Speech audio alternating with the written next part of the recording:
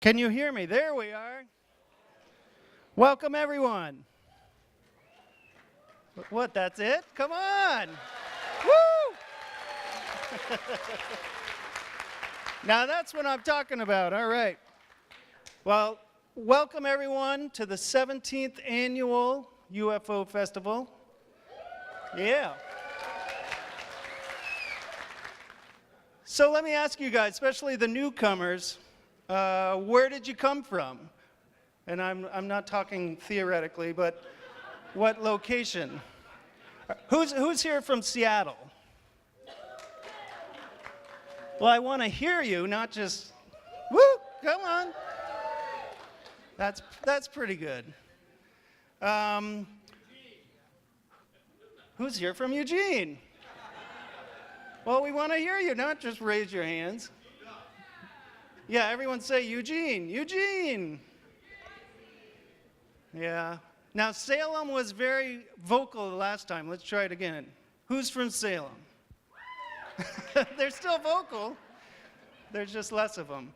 All right, so in years past, for many years in a row, we would get this one family from Tennessee. Are they here? We missed them this year. Now, the other night we had someone from Florida. Are they still here? They're gone too? And then we had someone else from outer space. Are they still here? Way up in the back row too. All right, awesome. Oh yeah, Massachusetts. Are they still here? Massachusetts? That was a good one. They're gone? What? China? Really? For this festival? That is great. Thank you. Yeah, that beats Gallup, yeah. All right, so a little business before we get into this amazing panel and the questions that you want to ask, especially for the first timers. Everyone else has heard me say this over and over again. Please turn off your cell phones. We don't want to interrupt the program. You may take still photos. That's absolutely fine with the presenters, but please don't take video. McMenamins is shooting an official video of the entire presentations, which will be available soon on, well, relatively soon on McMenamins YouTube site. So you can check out all the Sorry? High definition? Yep. Okay.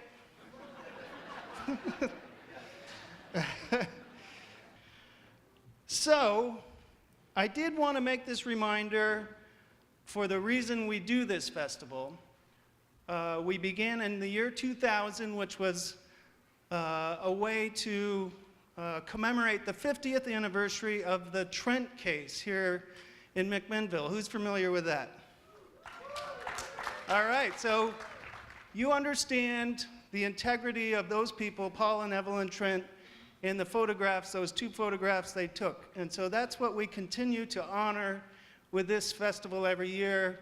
And all of these people on stage tonight live up to that degree of integrity. And so please applaud them, and please applaud the Trent case and Paul and Evelyn Trent themselves.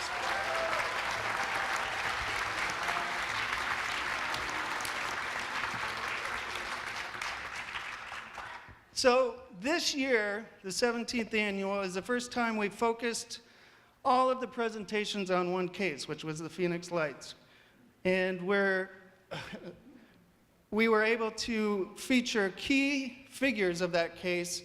And man, I have to say, it's exceeded all expectations. These guys have been tremendous, and to offer these different perspectives and components of this one case has really just fleshed out a much better understanding of the entire thing. And I thank you all for coming to be part of that. And these guys either drove or flew a long way to be here. So many thanks to you.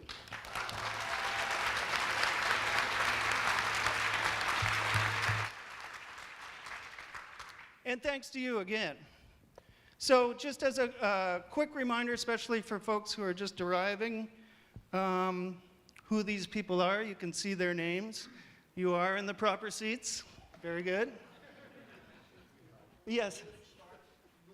Yes. James Clarkson here is former investigative police sergeant and current Washington State MUFON director and served as our esteemed MC this year. Thank you, James.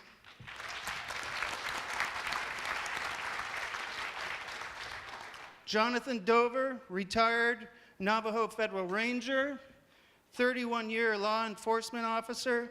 He was with the Arizona State Police and did a lot of paranormal investigations, which, if you were here Thursday night, you heard quite a bit about. Thank you, John.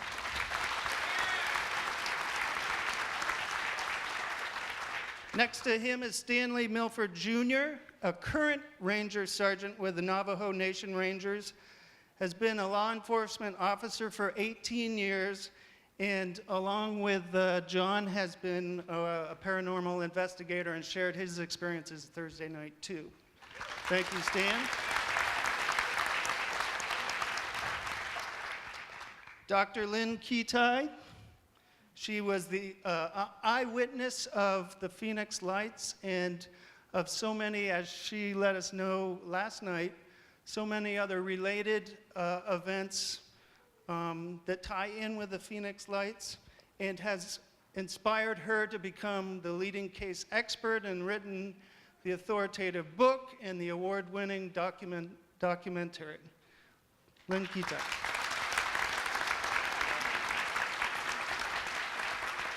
Next to her is Sue Watson, a key eyewitness of the Phoenix Lights craft, which with her children, she watched as the thing, massive thing, hovered over her house for 5 or so minutes.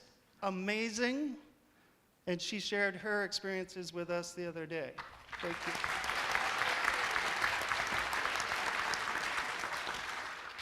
Beside her is Frances Barwood. She was a Phoenix city councilwoman, and she stood up for constituents who wanted action and answers to the Phoenix Lights incident and launched the first and only official investigation.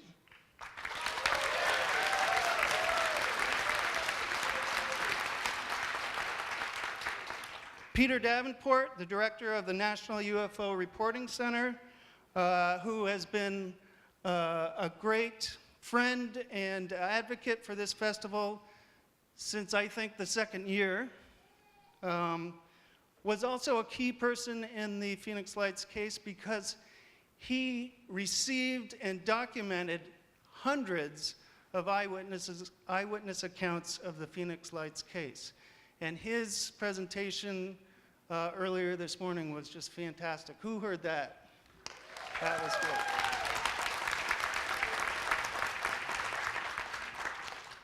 And just joining us, we're glad to have Clyde Lewis, host of the nationally syndicated radio program.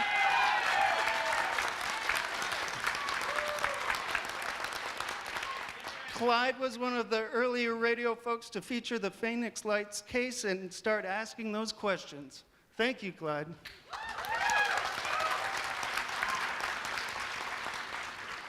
All right, now, my next magical trick is to dash back to the room and we'll start this thing off. Thank you. Okay. Here we are. So what we're doing here, we have been taking people's questions. Some are specific to one of you on the panel, and some are just general questions that we'll direct to everyone on the panel.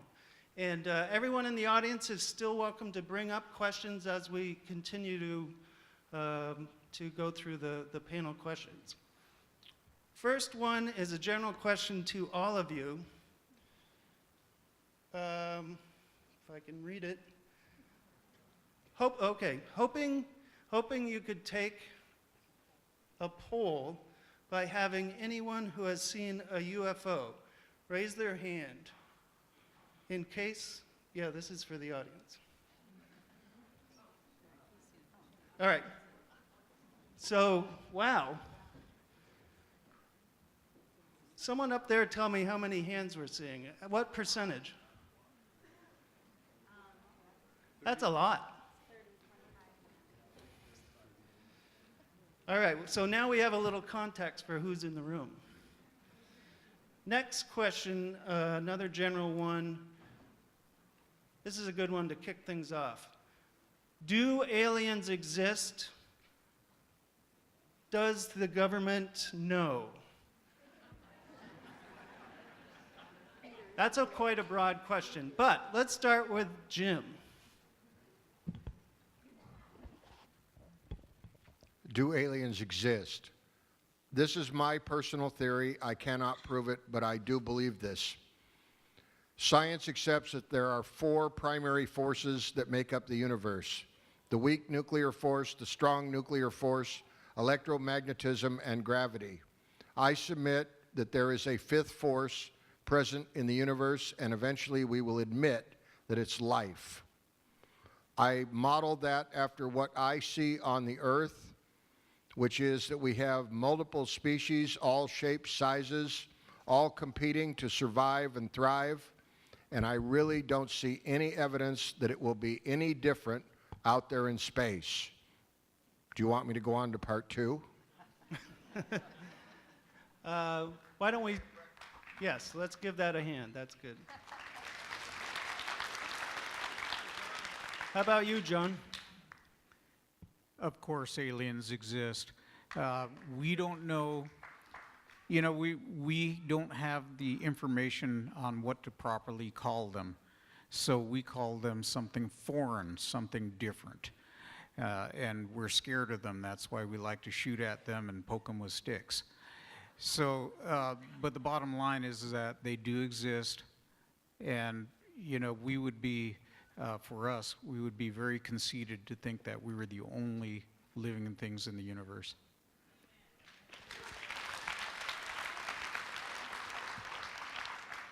Would someone else like to answer that too? Go ahead, Lynn.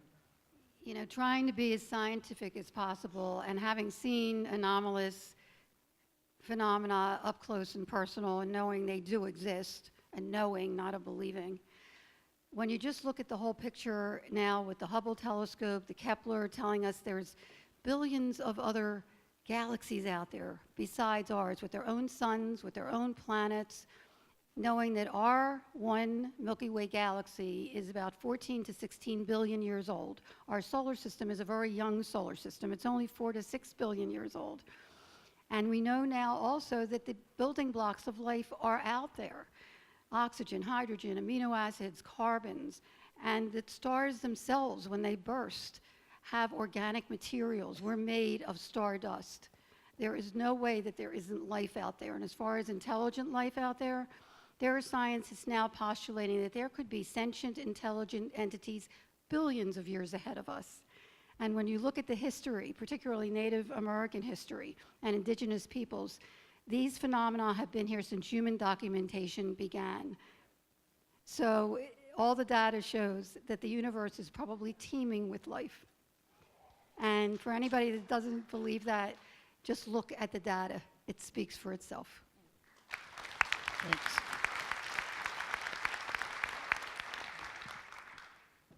Anybody else, Sue? I do believe something and somebody created that magnificent aircraft that went over my house for 10 minutes.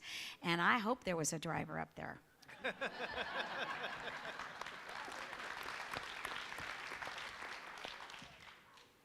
If we're the, oops, is it on? Okay. If we're the best there is in this universe, we're in big trouble. And as far as the government knowing, of course they do, because of the 763 people I talked to, the government didn't talk to one of them. So they either know or they're afraid.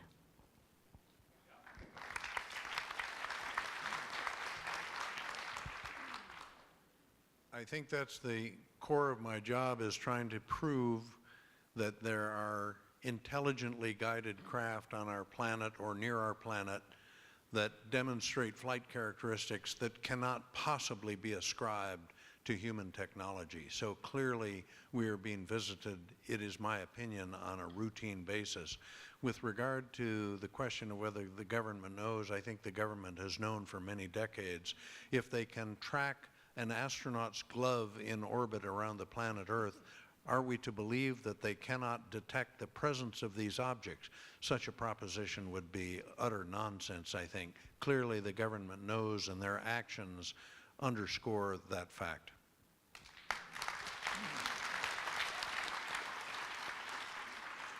When people ask me if aliens exist, I say to them, what does your heart tell you? Deep down inside of every single one of us, we know that we're not alone. We've never been alone. That we live in an infinite universe, and why limit ourselves to finite ideas? We need to open up and understand that there are others out there, and that, yes, there's something greater than us out there as well that we need to pay attention to. As far as the government knows, well, whether they know or not, science knows, government knows, and so does the military.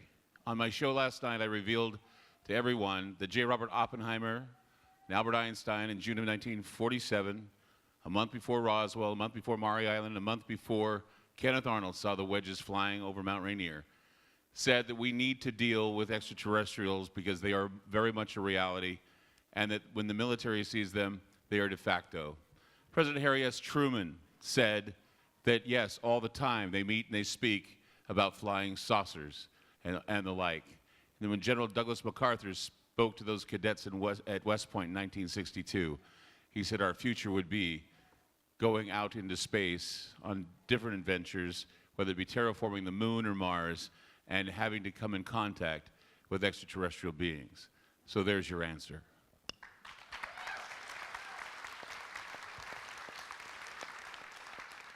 All right, thank you. So this next question is for Peter Davenport. Please share why or how some sightings are considered more credible than others. That's sometimes difficult to make that distinction. I'm quick to admit that, but there are several criteria that lead me to value one report more than another report. One is the background of the people who are reporting the alleged incident. Another criterion is how well they write, for example, how sincere they seem over the telephone. There are a lot of criteria that you can look at that would lead a person to believe that one report is more credible than another. But I'm the first to admit that doing that with absolute certainty is almost impossible. I wonder if John and Stan might answer that question too, about how do you decide how one case might be more significant than another?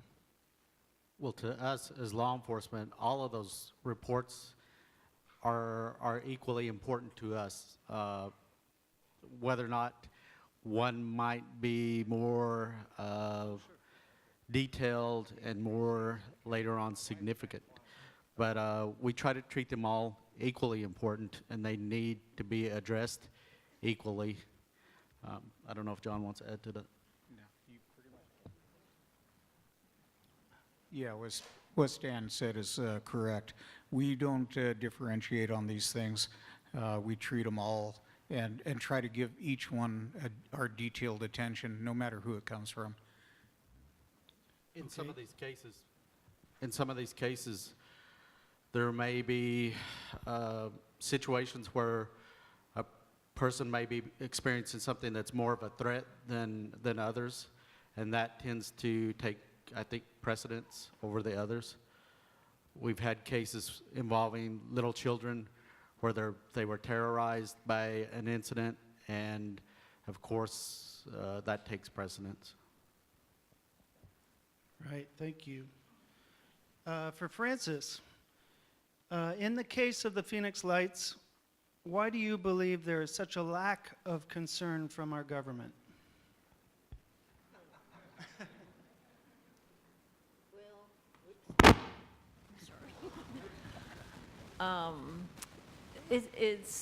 Well, if there was a lack of concern, they wouldn't have ridiculed me as much and put signs on my picture and done all that stuff. So they're obviously interested, but I think the only thing I can figure out is either they had orders from higher up to squish it and squish me and intimidate me, which they didn't, so then they harassed me. And I think that kind of sends a message to other elected officials, and it did.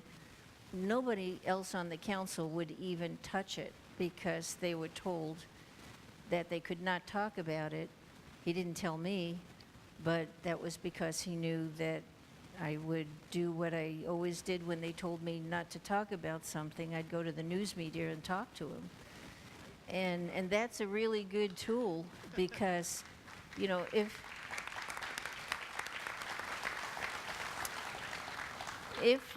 things get to the point of threatening or, you know, in certain cases, blackmail and stuff like that, the best recourse, whether the press likes you or not, is to go to the press and tell them, because they always love news stories anyway. And it takes everything out of it. You know, it takes their bullies. You don't want to be a victim. So the best thing to do is talk about it to everybody. And if people are going, I know I talked to some people that said, well, they saw things, but, you know, they don't want to talk about it at work because of they're going to get ridiculed. So what? You know, you just have to do it, and you don't worry about it. And so, you know, as to government, I think that there are so many people that feel if they say anything, people are going to do the, oh, God, they're weird, oh, this is stupid, and stuff like that. It's not. If it's real, it's real. Don't be afraid. Thank you. Okay, I have a question for Lynn. Do you believe there is a link between people who witness UFOs and people who are sick, in pain, have cancer, heart disease, etc.? Whoa. I don't know how to answer that because people all over the world from every form of life or every kind of health issue are seeing these phenomena. I don't know what the question is quite asking. Could you say it again?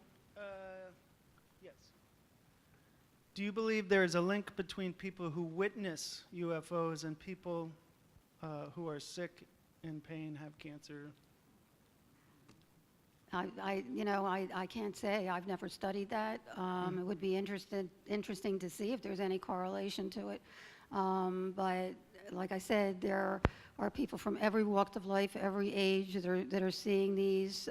Some people have reported that they've had healing after seeing a UFO. And I discussed yesterday that many of the people, actually all of the people that I spoke with that saw the Phoenix Lights can't speak for other things.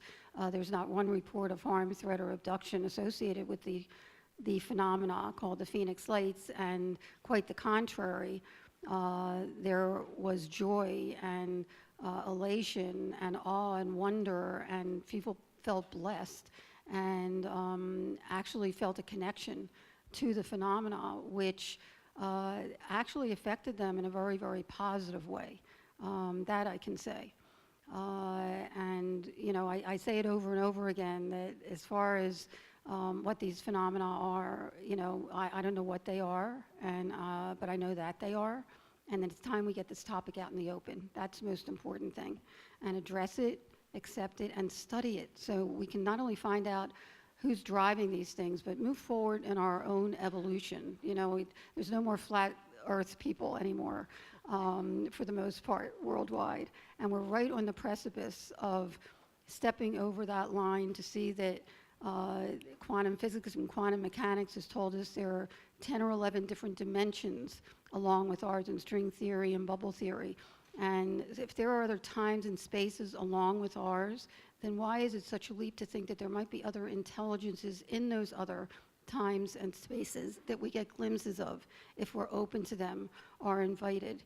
And I have to say, people that experience an unexplained phenomena, whether it's near-death experience, out-of-body, unexplained aerial phenomena that I've studied and found a connection to all unexplained phenomena, I call them an up, have a very positive transformation. So to answer the question as best I can, most people that do have an unexplained phenomena experience, an up experience, have a positive transformation. And the most important thing to mention here, and you alluded to that, Francis, is that when you have a paranormal experience, even though most anomalies can be explained, it's real to you.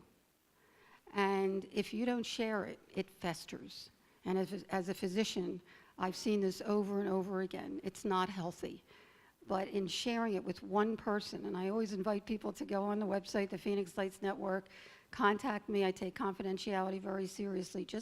Just sharing it with one person is cathartic. It's healing. So I invite you all to do that, if there's anybody in the audience, because there are people out there that have been affected adversely because they don't share. And so it's important that we share, and it's very healing and cathartic, and I hope that helped answer your question. But, you know, this topic just needs to get out in the open. It's enough with the ridicule and the criticism and the discrediting. And I applaud all of you for being here and learning and growing, because it will take us to the next step in our evolution. Thanks.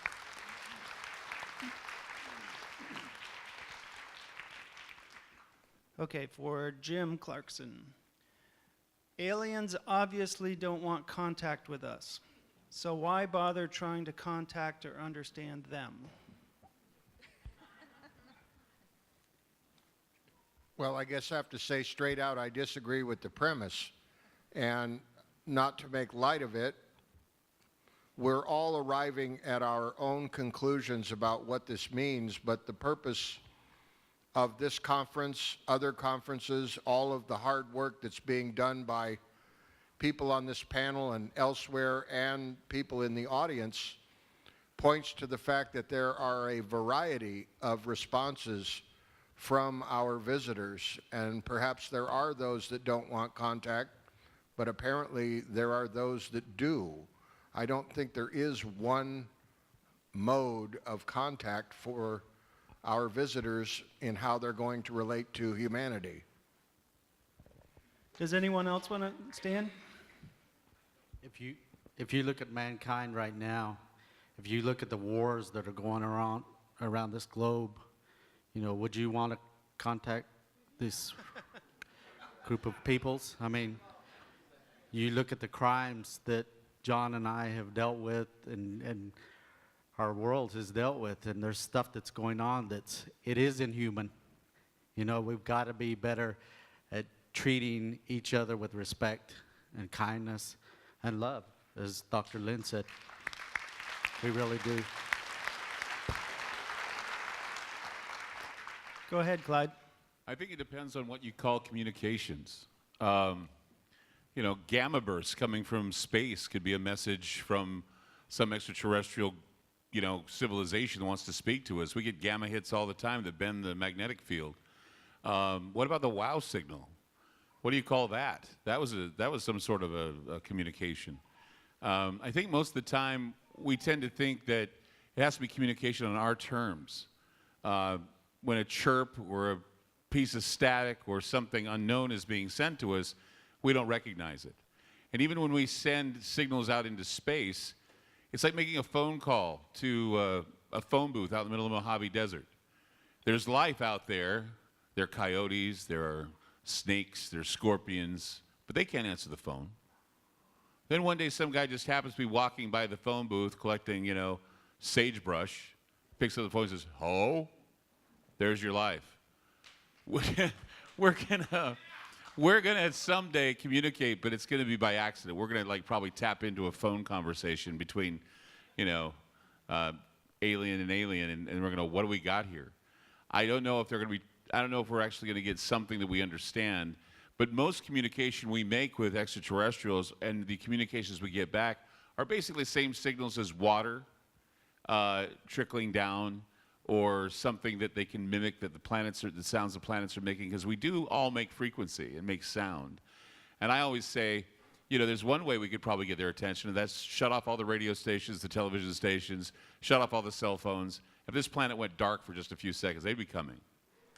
They'd be coming. Yes. Thanks. By the way, we're talking about the Phoenix Lights, and I have this weekend, which is wonderful, because the main thing with the Phoenix Lights, and people ask me all the time, what was the meaning of the Phoenix Lights? The Phoenix Lights, and again, there was not one report of harm, threat, or abduction associated with it. Quite the contrary. What happened over Arizona and New Mexico and California and Nevada, and it's now spreading worldwide as people learn about the Phoenix Lights, is that these phenomena are touching one person at a time, and not only waking them up to their presence in a very gentle, non-threatening way, but the message around the world with all unexplained phenomena, particularly the Phoenix Lights, which affected people at a very deep level, is waking them up to what we're doing to our planet and our Earth before it's too late. So they are communicating, and we can all communicate with them if we just listen.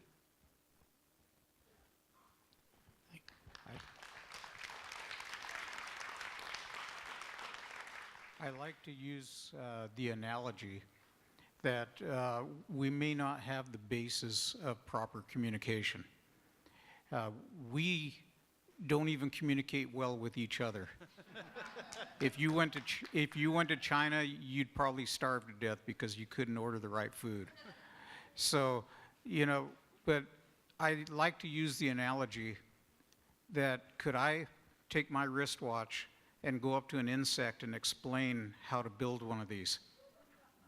I couldn't do that. And maybe they're in the same place. They can't explain to us what they're trying to get through to us.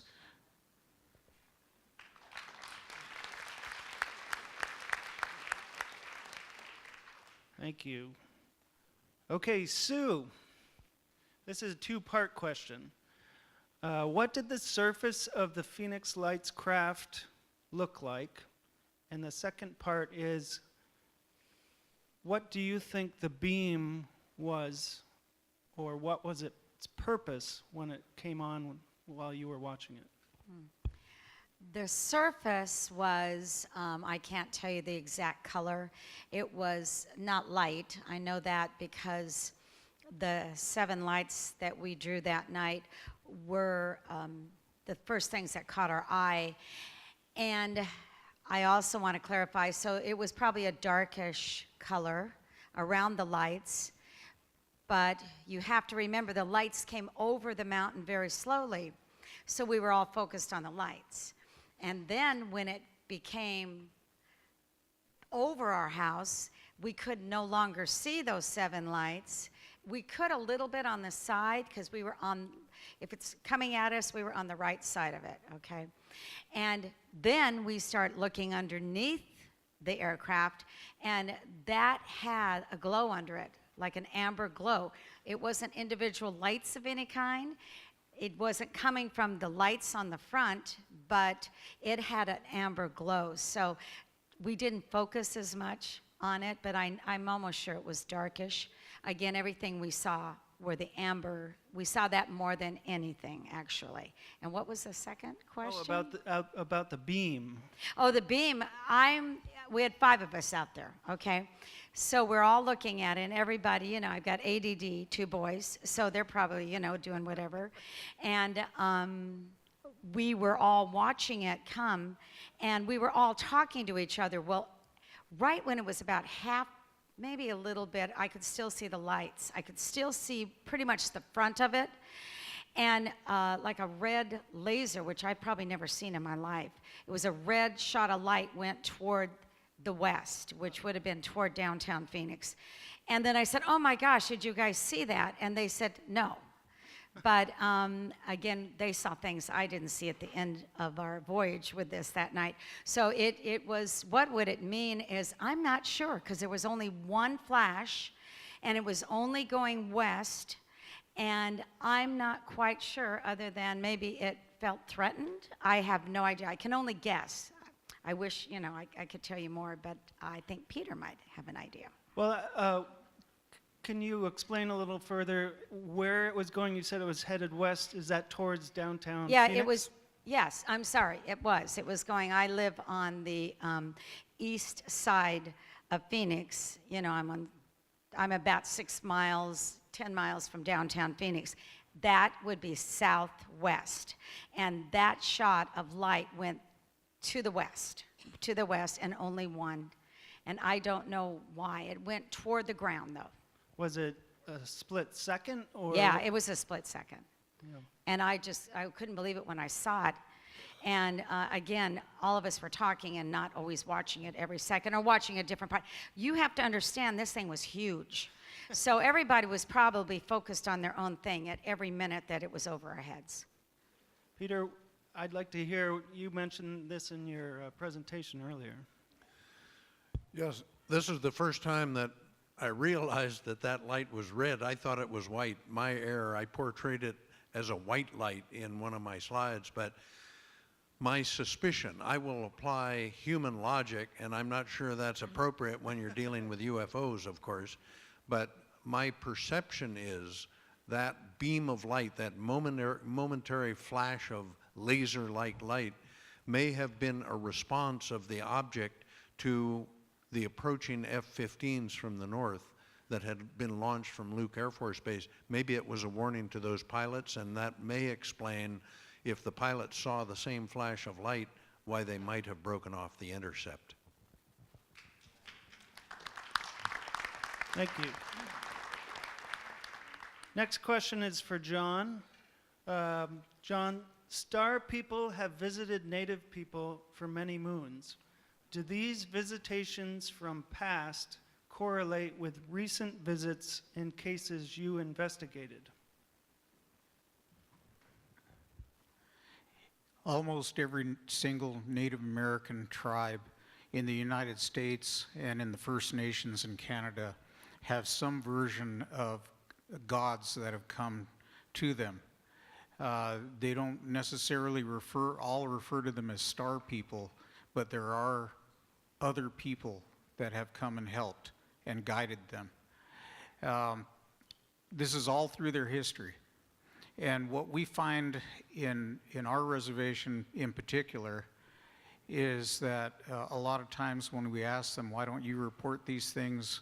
Why don't you put it in the MUFON database? They come back immediately and tell us, if we report it, people are going to come out here and they won't come back. The UFOs won't come back anymore. And a lot of them are used to it. I've got an old grandma that was with her granddaughter, and the granddaughter sees a disc floating outside about 4 feet in diameter. And the grandmother just looks at it and says, it's always there. It always comes by. Not getting alarmed or anything. And so this is pretty common. It's a whole different attitude, a different way of life. And it's much more accepting.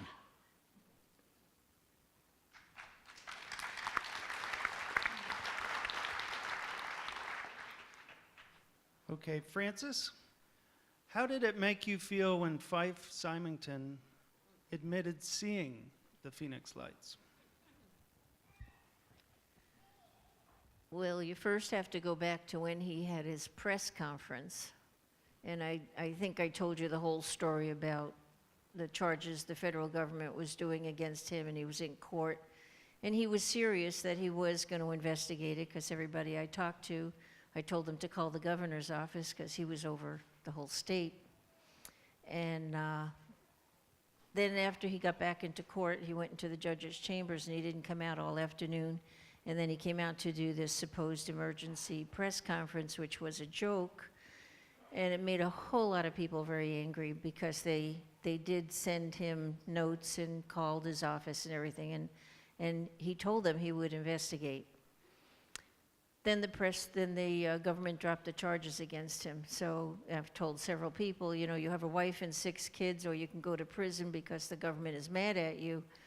Which would you choose? So he chose the joke. As I've told people, Fife Symington does not have a sense of humor. That did not come from him at all. And so I think that was the deal. You do this, you make a joke. When he came out and said that he actually saw it, I almost felt sorry for him, because he probably had to swallow that during that whole time, because he was the governor. And look at all the ridicule and everything everybody gives anyone who sees something like that. So I would say that I think he went through a really difficult time. I've known Fife and Ann for a long time.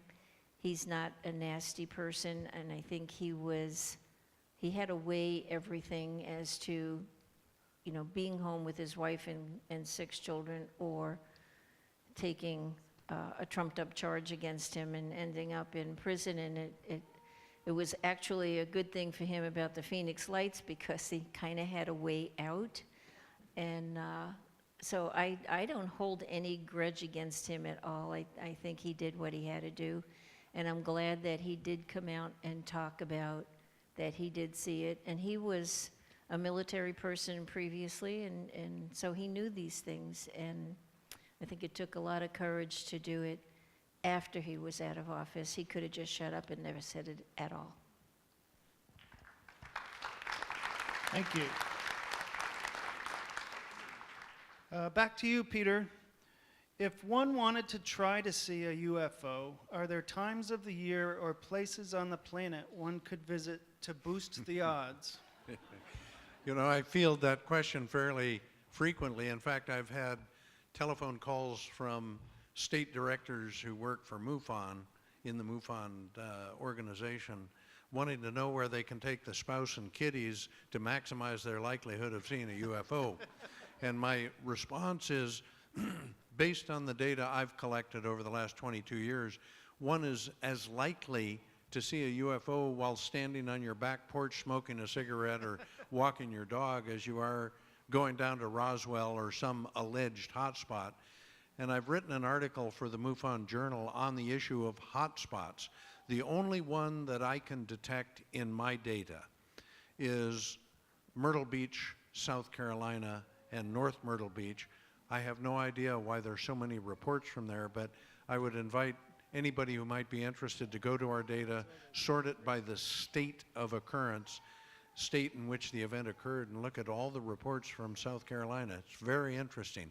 But I think a person is as likely to see a UFO by standing out on the steps of the community center here as you are by going anywhere else in the nation or world, except for Myrtle Beach, of course.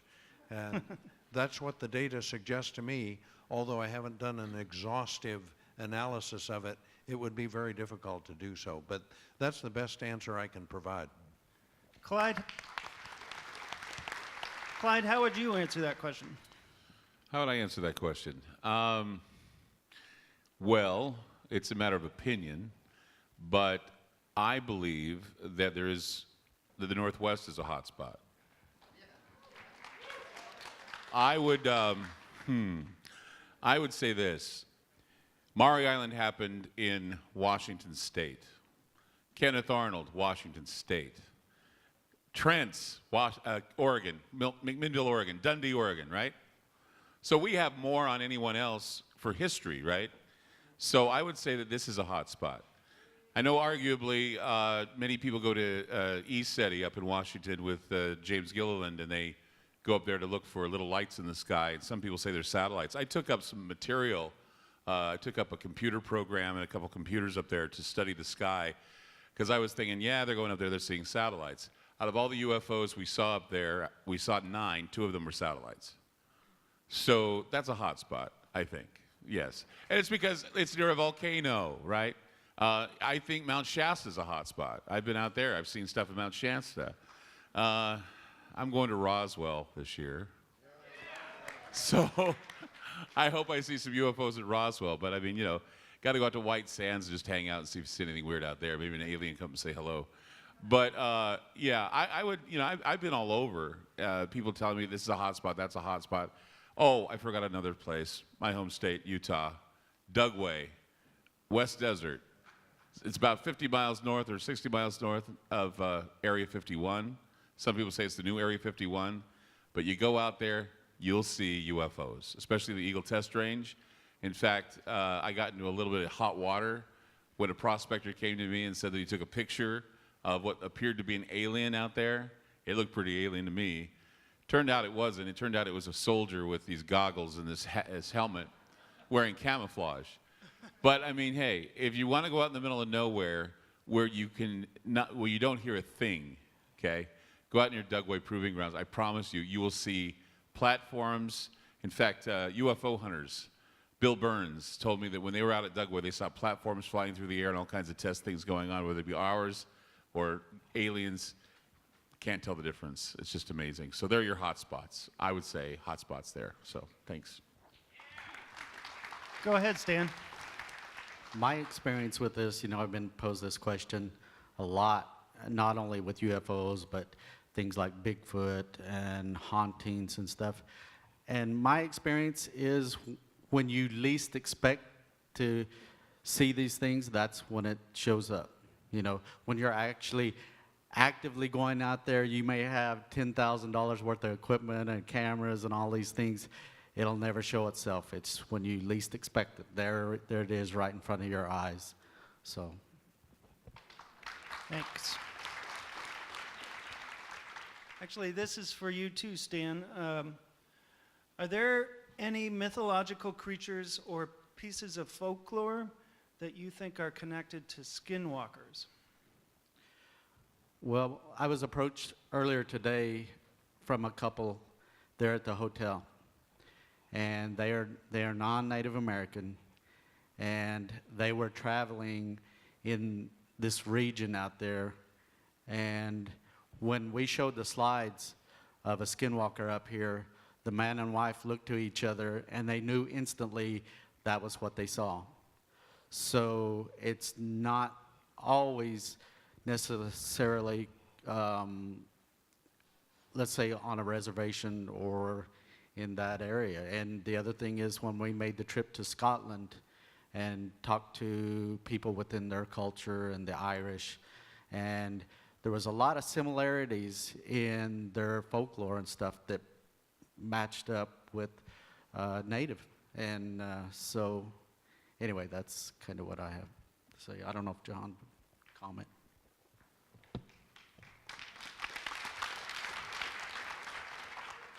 The Navajo skinwalker is something that has been in the folklore for a long time in the oral traditions.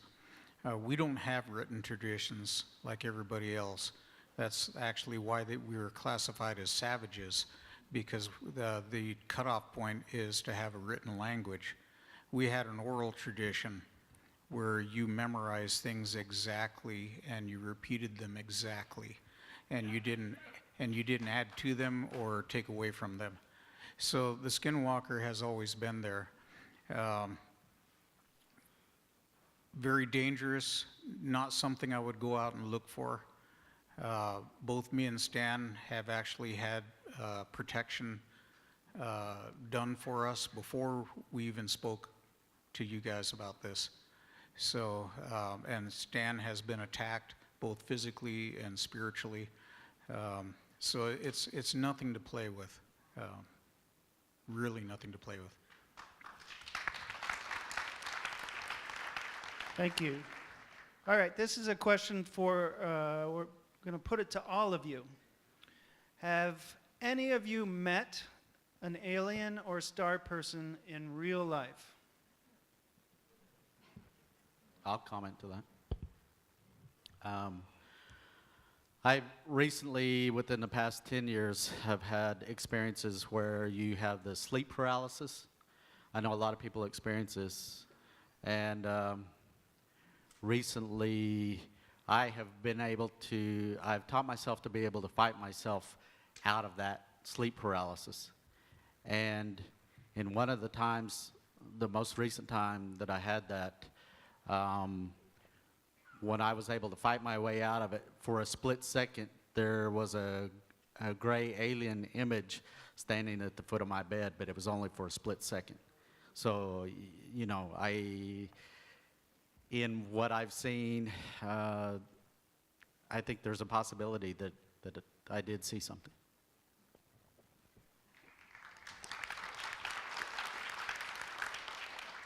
Yesterday, I mentioned that I had had a near-death experience as a child that was reawakened by the mass sighting, which a number of people who were witnesses to the Phoenix Lights mass sighting also had that experience of awakening of their childhood near-death experience, and I did not share that with anyone until the first edition of the book came out in 2004, and this happened in 1956 when I had the near-death experience and shot up above the earth. I won't get into details, I do in the book, and actually met 3 giant beings over me in white glowing robes and with their hoods over their heads in a row.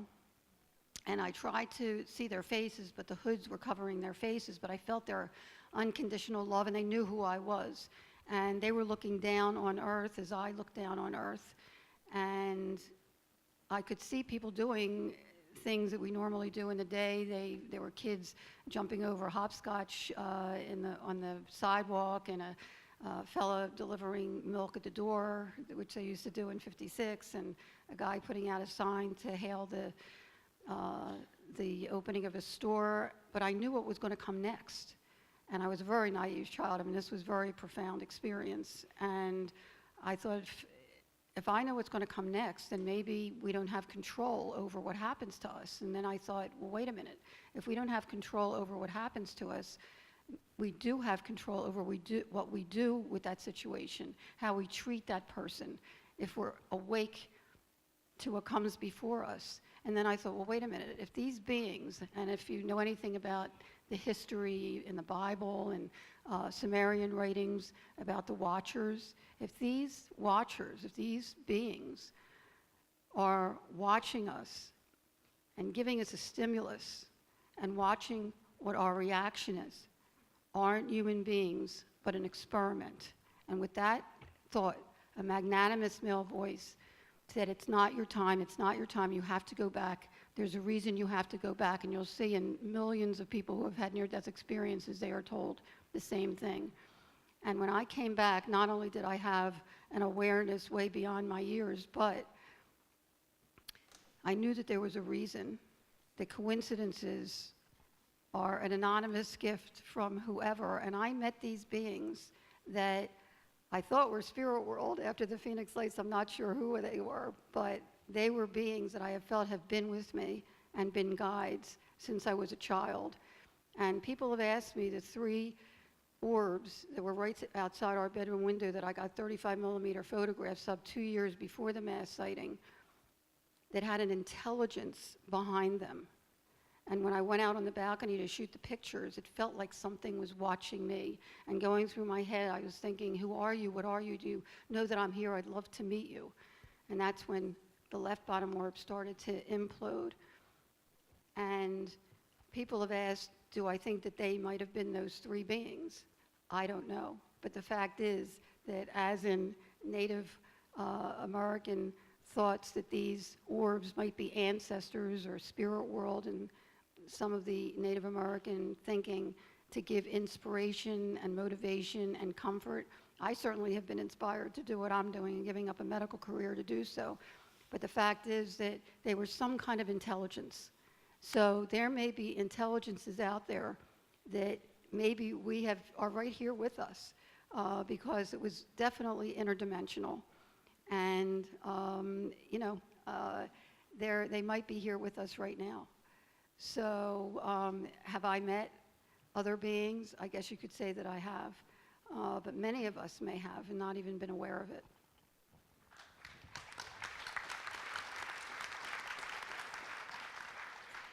Mine is a little complicated, so I'm going to try and say it as quick as I can.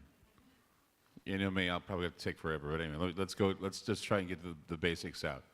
14 years old, I was walking home from school, junior high, walking through some snow, stepped on a broken whiskey bottle, went right through my foot, okay? I walked to the fire station because I had no other way of getting there. I walked to the fire station, nobody was there, okay? It was near my junior high school. So I walked a mile on a bleeding foot to my house, and I said, my parents weren't home, so I called my aunt, and I told my aunt, come get me, take me to the hospital, I need to get this patched up. Go to the hospital, doctor said, you lost a lot of blood. I say, okay, sure, I know. He said, but we're not going to stitch up your foot, we want it to heal from the inside out so you don't get an infection. Problem is, you have to be on watch, your parents are gonna have to be on watch, because if you get a fever, then you're gonna have to come back to the hospital. So what happens, I was so sick and so tired because of the loss of blood. I was laying in my bed, and it was really late at night, probably I'd say about 2, 3 in the morning maybe. And I saw these bright orbs out in front of my house. And I thought they were, you know, I didn't understand what they were. I thought, since we lived near an army base, I thought something was going on there. I went back to sleep. I started feeling these, what I can only call electric worms going through my body. It felt like electromagnetic whatever going through my body. I wake up, I find myself in this dark room on a metal table, and I look up, and there are other people standing around watching me, didn't know who they were. I looked to the wall, and I saw my house, a picture of my house on the wall. And it was like I was across the street from my house as I'm looking at my house. And then I look over, and the wall dematerializes into these little specks, in these little like sand pieces. And they go into this vacuumed hole, these holes sucking, you know, these specks back in. Out comes this orange man. He was about 6 feet tall, kind of like the same color as Donald Trump. In fact, maybe it was him. No, I'm just kidding. So he comes out. He's got eyes, like they're not necessarily straight on. They're like over here. He's got this smile that's like Jimmy Carter's smile, really kind of, you know how Jimmy Carter used to smile like he had a hanger in his mouth? Anyway, so he's smiling, and he looks down at me, and he goes, "You're a screamer, aren't you?" And I looked at him and go, "What do you mean?" He goes, "Well, we tried to help you with your foot, and all you could do is scream at us, and so we had to calm you down and put you here. And up here is a screen with your house in front of it." Now, you got to understand, I was 14. There was no big screen TVs back then, no high-def TVs back then. Hanging on the wall, that was a TV. I had no idea. The wall was enough to make me go, "What was this?" And he told me, he said that they had taken me out of my body and put me here so they could do work on me. And I said, "Well, how is it that you have me? My body's back there. They're going to, you know, I'll be missing." I was very confused. I didn't know what was going on. And he said, "What we did," and this is what was really odd. He told me, this being told me, he said, "What we did is we took you between seconds ticking and hearts beating." I thought, "What does that mean?" He said, "Between your heartbeats, there's time. Between every second, there's time. And we reach in, we get people in that time span, and we can have them back before the next heartbeat." I was going, wow. That's too much even for a 14-year-old even fathom, right?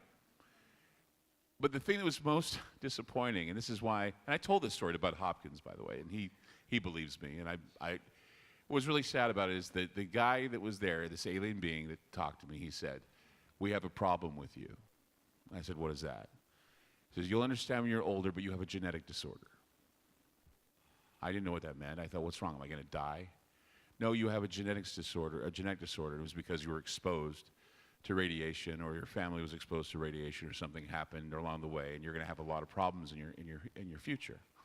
And I didn't know what that meant. And he says, "And right now," he says, "I can tell you right now, in your earthly guise, you are in a hospital room right now. And soon when you wake up, you're going to be in a hospital room with doctors surrounding you, and they're going to be helping you because you lost a lot of blood and you had an infection." Next thing you know, I wake up, and I'm in a hospital room. Doctors are surrounding me, and they told me I lost a lot of blood and I had an infection, and they were trying to get the infection and the fever down. I thought maybe this fever had me hallucinate. But it wasn't until many years later that I found out I had tuberous sclerosis, which is a genetic disorder. And the way it shows up is I have neurofibroma. I have little bumps on my skin, and sometimes it makes you more prone to cancer. I've had cancer 3 times in my life, on both my kidneys.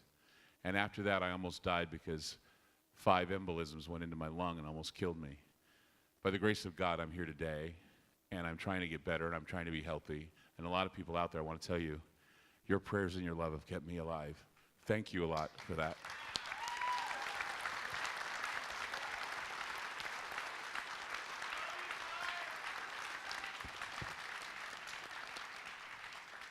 Remarkable story, Clyde, and thank heavens you made it through all of that. That's really a stunning story. I've had a number of UFO sightings, but thank heavens the objects were at a considerable distance in all those cases. To the best of my knowledge, I have never been witness, certainly not conscious witness, to an alien being However, I do allow for the possibility that they may be among us. They may take over human bodies and be in our presence without our knowing it.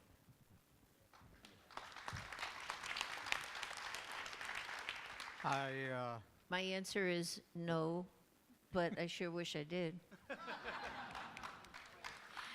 My answer is no, but there was a time that night that we had so many minutes with that aircraft above us that we felt like whoever was in that craft, and at the time we were not calling it a UFO, was aware of us and was enjoying our presence. So that's as close as I'll ever get, probably.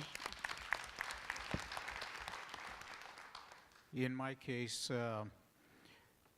I've had many times where I've had areas of missing time, whether it was to go somewhere and you've lost a half hour, whether I'm driving down the road at night and I pass the same place 2 or 3 times, and I have no explanation. I can tell you that the strangest thing that ever happened to me was that I traveled north to Tuba City through the Hopi Reservation, and on the way, I blinked, and as I opened my eyes, I was 20 miles down the road further. I thought maybe I just fell asleep and automatically, went into autopilot.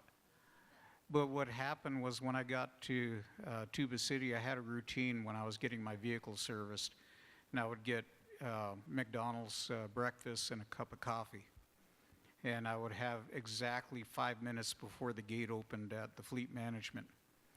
On this particular day, I had left at the same time I always left. I traveled the same speed all the way over there. I got there 45 minutes early. I have no explanation for it. I've been told that I was abducted and they put me down in the wrong time.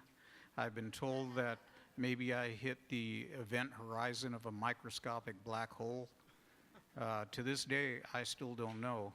But sometimes I'll tell you, when you start passing the same place several times, it kind of gets irritating.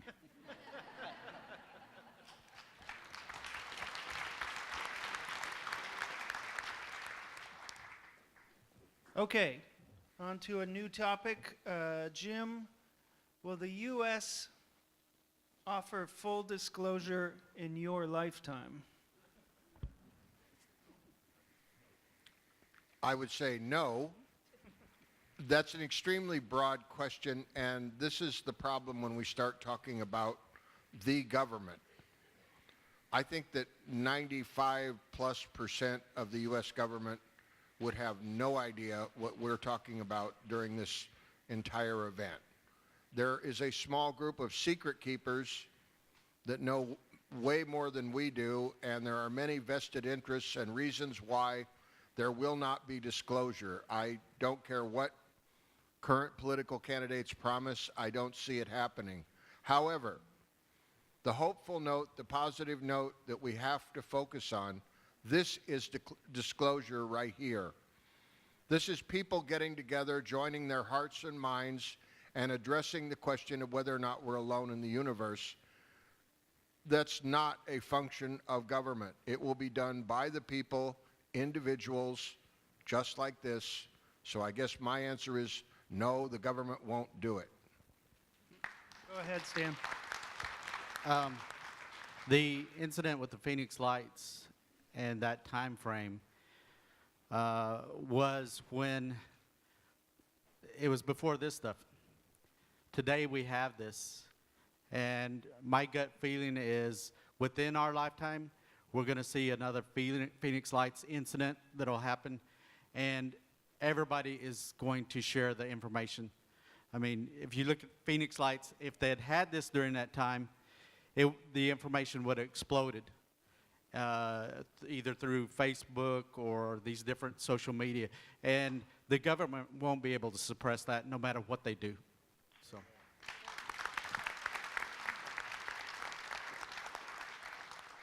Okay, back to Peter. Can you tell us of a UFO abduction that shocked you? I've handled a few alleged abductions.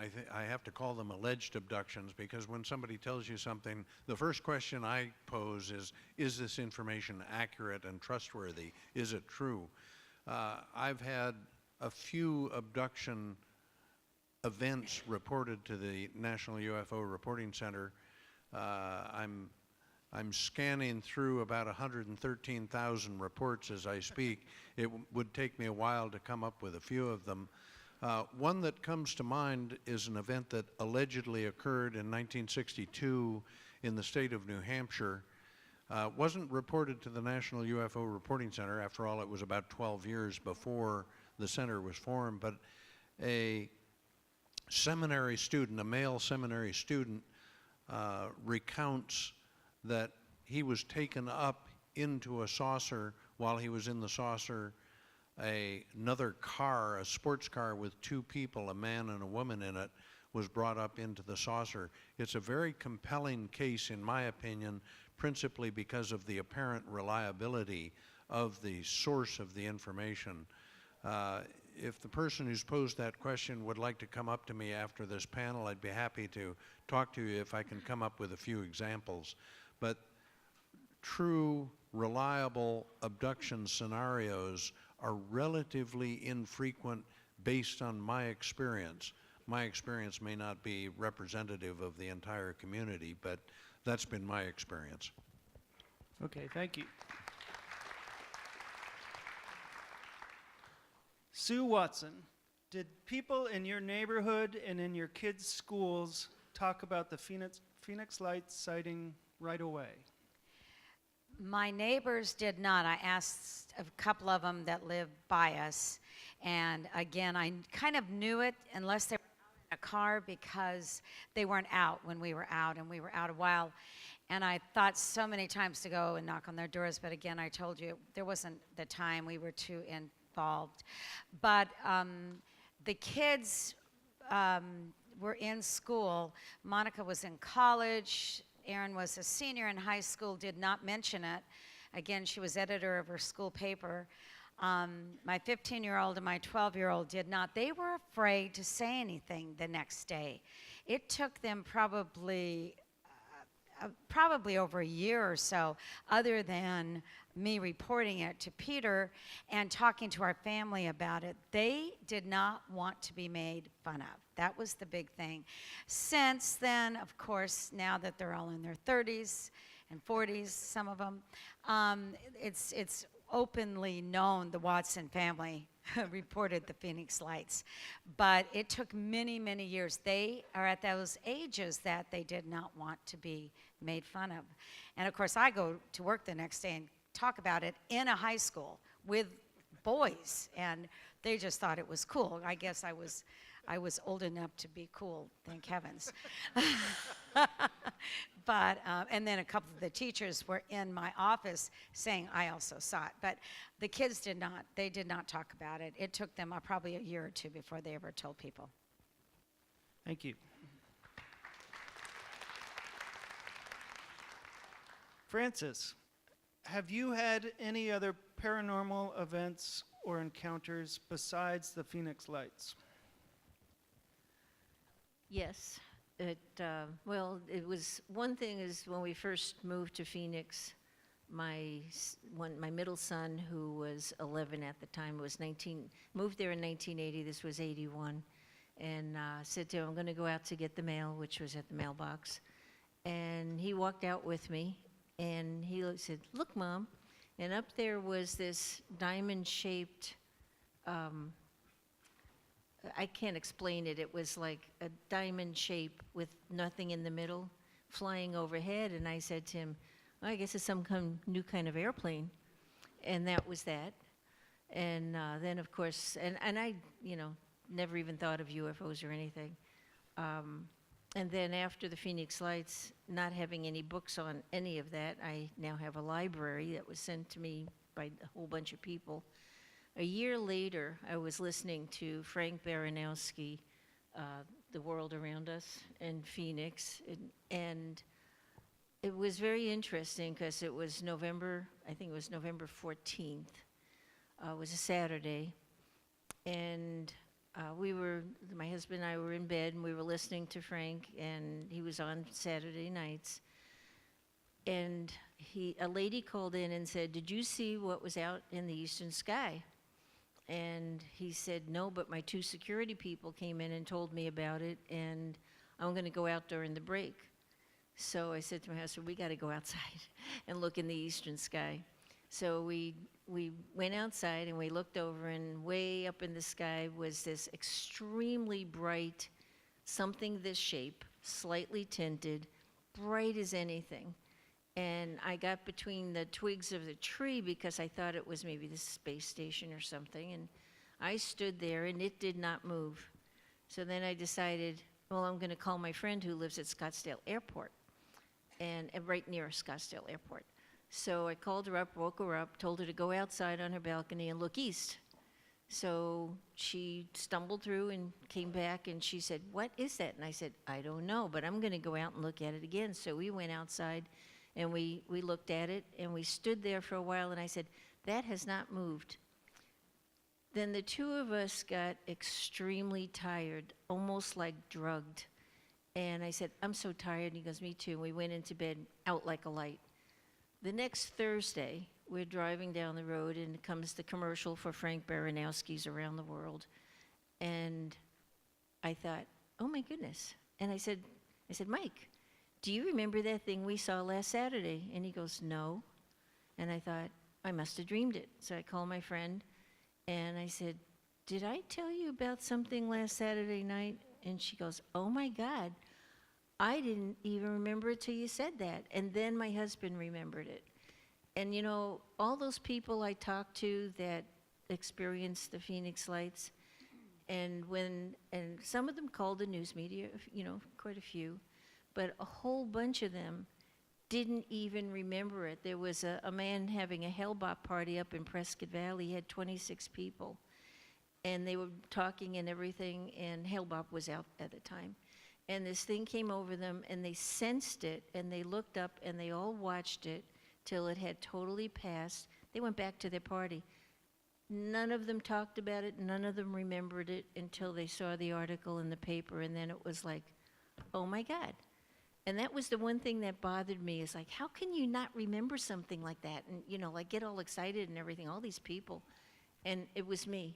I didn't call the news media. I didn't call the police. I was like drugged, and I went back to sleep, and I didn't remember it till the next Thursday. And the only thing I can think of is that it's beyond your parameters of thinking. And so you tend to block things out. And that's all I could think of what happened. But yeah, that was interesting. Just to add to that, which is a very good point, first of all, there was a 911 police operator that came up to me after a presentation. She said that the Phoenix police said that there were only a few calls, and just like Luke Air Force Base actually said that they had no calls, but a number of people got the National UFO Reporting Center, Peter Davenport's number, from Luke Air Force Base. And I said, yes, that's what the Phoenix police said. She said, well, I'm here to tell you, I just retired, and we got hundreds and hundreds of calls that night. So there was a lot going on that obviously was being covered up from the day one. But besides that, there were a number of people, and there's a story in the book about a psychiatrist's family and a friend were coming up from Tucson to Phoenix, and this was not uncommon, by the way, Francis, that totally forgot that actually they described this triangle craft that not only went over both highways leading up from Tucson to Phoenix, but on both sides, and went right over them. They were driving under it for quite some time. Totally forgot about it. Didn't say anything to anybody in the car after they saw this, and they were looking up at it while it was happening until 6 months later when they happened to see something on TV, and it was like, oh my goodness, we saw that. And the wife then remembered that she was told something telepathically, not to worry. This wasn't to harm them. So this is not uncommon that people will see an unexplained anomalous phenomena, aerial phenomena, and then remember. sometime later when something wakes them up to it, like a TV show or somebody mentions it. So it's a very interesting phenomena as well. Thank you. All right, this is for the whole panel. What kind or types of experiments are being done by aliens on the human race, and why? Sue, do you want to take that? No. Go ahead, Stan. I'll make a comment to that. If you look at those different countries that were sending ships to the North American continent early on, they were sending different types of ships. They were different races of people. They were coming for different reasons. And I think with the alien craft that are coming here to the Earth, I too think they're coming from all different kinds of places, and they're coming here for all different types of reasons. I mean, that's my own opinion and theory in this.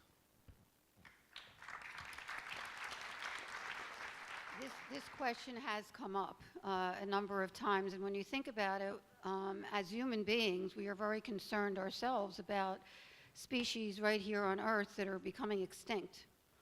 And just like a wild cat, we may shoot them with a tranquilizer, and then we will test them and take some DNA and possibly try to help them survive and put them back. They have no memory of what happened. Because there is a positive purpose, I try to think of the positive purposes, and there might be, as you mentioned, Stan, many reasons why they're coming here. But because our world is so precarious, and besides natural disasters, and some think now that Mars was just like us and was viable at one time, and some catastrophe happened, perhaps they know more than we do that it's important to actually save some of humanity, and that's why they're coming here and doing whatever they're doing, if that indeed is happening. The other thing is, it's also been suggested that perhaps they can't survive, and something of us will help them survive as a species. So these are things that are put out there. Of course, it's speculation, but if indeed they are doing experiments or trying to help us survive as a species, there are many thoughts of why they might be coming here, but again, there's no definitive proof of that. Anybody else want to comment?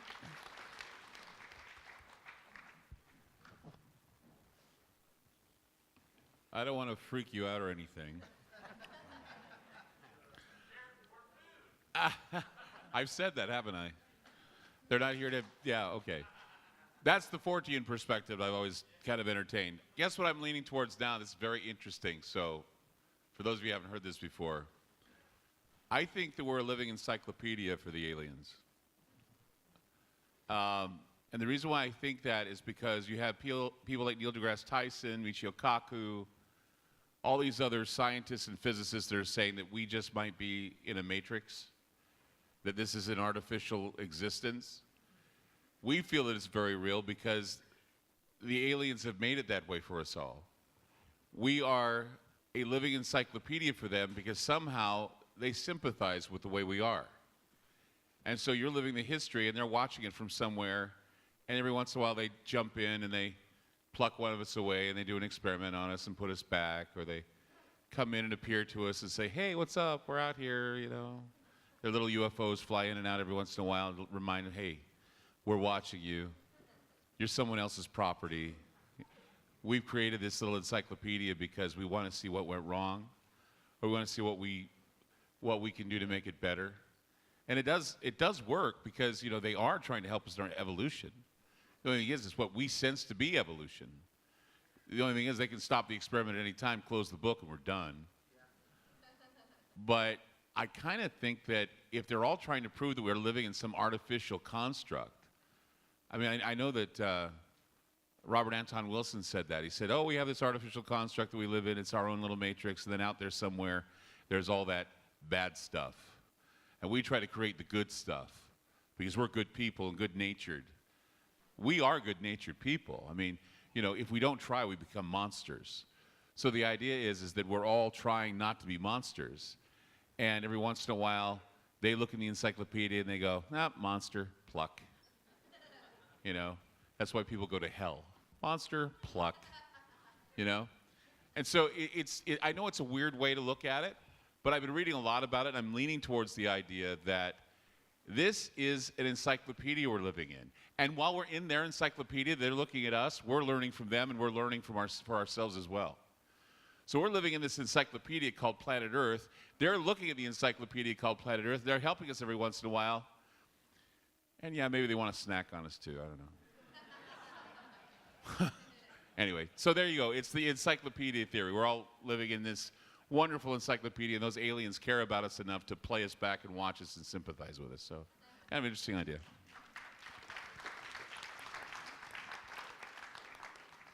I Okay. believe Oops, sorry. Go ahead. I Peter. believe one of the reasons that the UFO phenomenon is so real is because the best evidence we have suggests to all of us investigators that we are being studied closely, as Clyde just suggested. They are here frequently, and they seem to be intensely interested in us. There's some basic, fundamental relationship, I believe, but I cannot prove, some basic, fundamental relationship between us and these things we call aliens or UFOs. And I think what it has led me to is the realization that it may be very important for each of us to lead a moral and chaste life. If Clyde's theory is correct, if we're under observation, if they are selecting for some kind of special human being, my suspicion is we have to conduct our lives in some kind of self-restrained fashion in order to achieve their approval. Pure hypothesis on my part, but that's what it's led me to suspect. But again, no solid evidence, not even, certainly not proof of that. But it may lead us into the question of morality and how we lead our lives on this planet. One last quick comment for me. Do you guys have Walmart here in Oregon? You can go to a lot of these Walmarts, and they've got this big missing persons thing on the wall. And throughout the world, there's a lot of missing people every single year. We have airliners disappearing into thin air. We have ships, of course, in the past that disappear, and we don't know where they've gone. And I don't think that's just coincidence. I think there's something to that beyond what we're able to understand.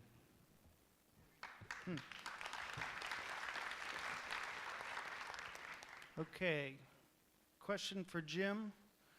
Why have cameras and imaging advancements not been able to capture a conclusive picture of a UFO that is not disputable? Well, let's start back with the Trent photos. According to many sources, these are among the unimpeachable UFO photos of all time. And yet we find that in the Condon Report in 1968, where the United States Air Force said they were no longer going to publicly investigate UFOs because there was basically nothing to the phenomena that couldn't be explained away, they took the very same Trent photos and used them as filler in the back of the report with a comment that, looking at all factors, these photos appeared to be completely authentic and did in fact represent large metal craft in the sky. So it's really a question of whose point of view. One of the things you have to remember is most UFO sightings are completely different than what we've been investigating during the last several days. This is an extraordinary sighting for many reasons. One of the reasons is the duration. A 30-second UFO sighting is a long UFO sighting normally. The person has to, one, have the camera. Obviously, a cell phone would work. They have to have the presence of mind to realize that they need to take a picture, and then they have to actually take the picture with a steady hand. And most of these cameras are not really well equipped for nighttime photography. So there's a whole lot of reasons why most of the photographs that get submitted are not usable. But every once in a while, there are extraordinary photos. The Trent photos being one of the best examples that I can think of, and probably we could all come up with a few more. So it's a question of who is doing the assessment and what standard of quality would convince you. Thank you. Can I make a comment about this? Can I make a comment about this? Yes, Can you go ask ahead. the question again, please? Ask the question again, please. Okay. Why have cameras and imaging advancements not been able to capture a conclusive picture of a UFO that is not disputable? Okay, can I get volunteers to come up with their phones? Who has a phone to take a picture? Can somebody please come up here and stand and take a picture, please? Please. I'll demonstrate why. Ready? 1, 2, 3. Take a picture of that. As it's flying through the air. That's why you can't get a conclusive picture. Something's going 7,000 miles an hour. You think you're going to get it on your camera without it being blurry? Thank you. Skeptics be damned. Thank you.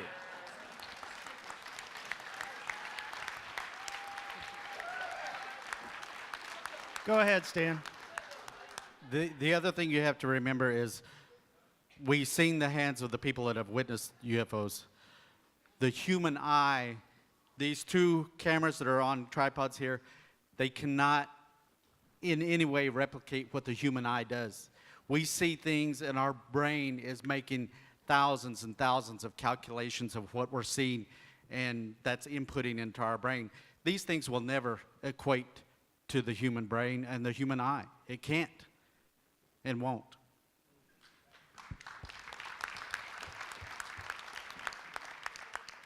Oh, go ahead, Glenn. Yeah, go ahead. Mention, if anybody wants to go to the photo page on the Phoenix Lights Network website, one unique, very, very unique part of the Phoenix Lights, and that was a great demonstration, Clyde, was that around 10 o'clock on March 13th, 1997, which is pretty poignant actually, right before 10 o'clock and right after 10 o'clock, what people were seeing, thousands of people were seeing throughout the state and beyond, actually showed up and hovered over Phoenix. What I caught was the end of a mile-wide triangle, the 3 points of a triangle or V that was confirmed the next morning by air traffic controllers as hovering over Class B restricted airspace, 1,000 feet altitude.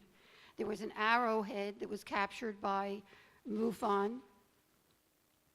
And after 10 o'clock, there were 2 boomerangs, which are identical to what the multiple crafts that people were seeing, the different shapes. So if you want to go to the photo page, these photographs, 35 millimeter photographs and videos have been analyzed meticulously and multiple times by military and university sources, optical physicists, Brooks Institute of Photography and beyond. And if you want to see as good as it gets right now as far as for the Phoenix Lights, there are photographs that cannot be explained or denied to this day that represent anomalous aerial phenomena. So if you want to take a peek at that, they're on the Phoenix Lights Network photo page. All right, thank you. Question for John. Were the human skinwalkers ever blood tested for anomalies? I personally have not known of any that have been caught and tested. In the past, in history, they were rounded up and killed. And you have to understand that up to 1998, I believe, it was a federal violation to practice Navajo witchcraft. It was one of the 7 major crimes, along with murder, mayhem, and all the other major crimes. I've known the identity of 3 of them, and you know, I don't know if they'd be able to tell anything, to be honest with you. But I don't know of any blood tests that have been taken from any specific ones. Okay, thank you.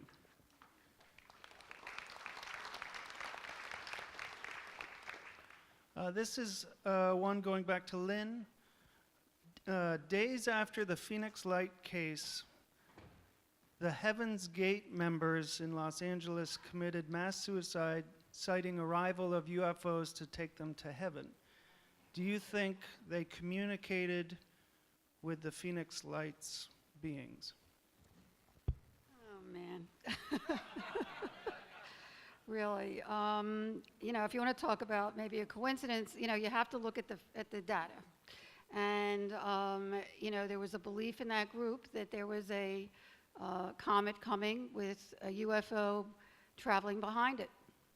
I mean, did they have some information that we didn't have? I don't know. I don't know if they're on that ship right now, to be honest with you.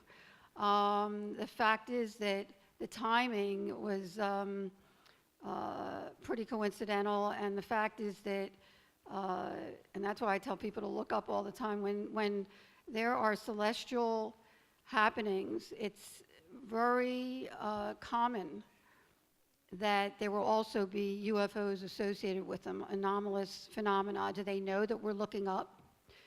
In 1991 in Mexico is a perfect example, besides the Phoenix Lights, when Hale-Bopp was clear in the northwest sky and thousands of people were outside looking up purposely to the sky for a glimpse of the Hale-Bopp comet, when they saw these 1 to 2 mile wide and even beyond craft, or these orbs, these lights attached to something, silently going over their heads or taking off at blink speed, or these orbs detaching and going out in the environment and redocking with it. Incredible technology. Well, similar phenomena of happening elsewhere worldwide, including 1991 in Mexico when there was an eclipse.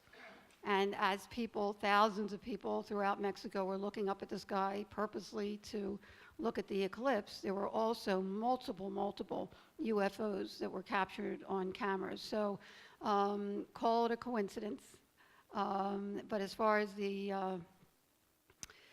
Hale-Bopp and the Heaven's Gate, you know, I leave that up to others to decide if there's a connection at all. But it is pretty poignant, I think, and maybe something that you want to take note when there is something celestial happening, that UFOs quite frequently show up as well.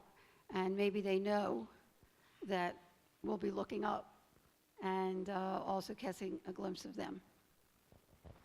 Okay, thanks. Jim, who would you like to see at next year's UFO Fest, and why?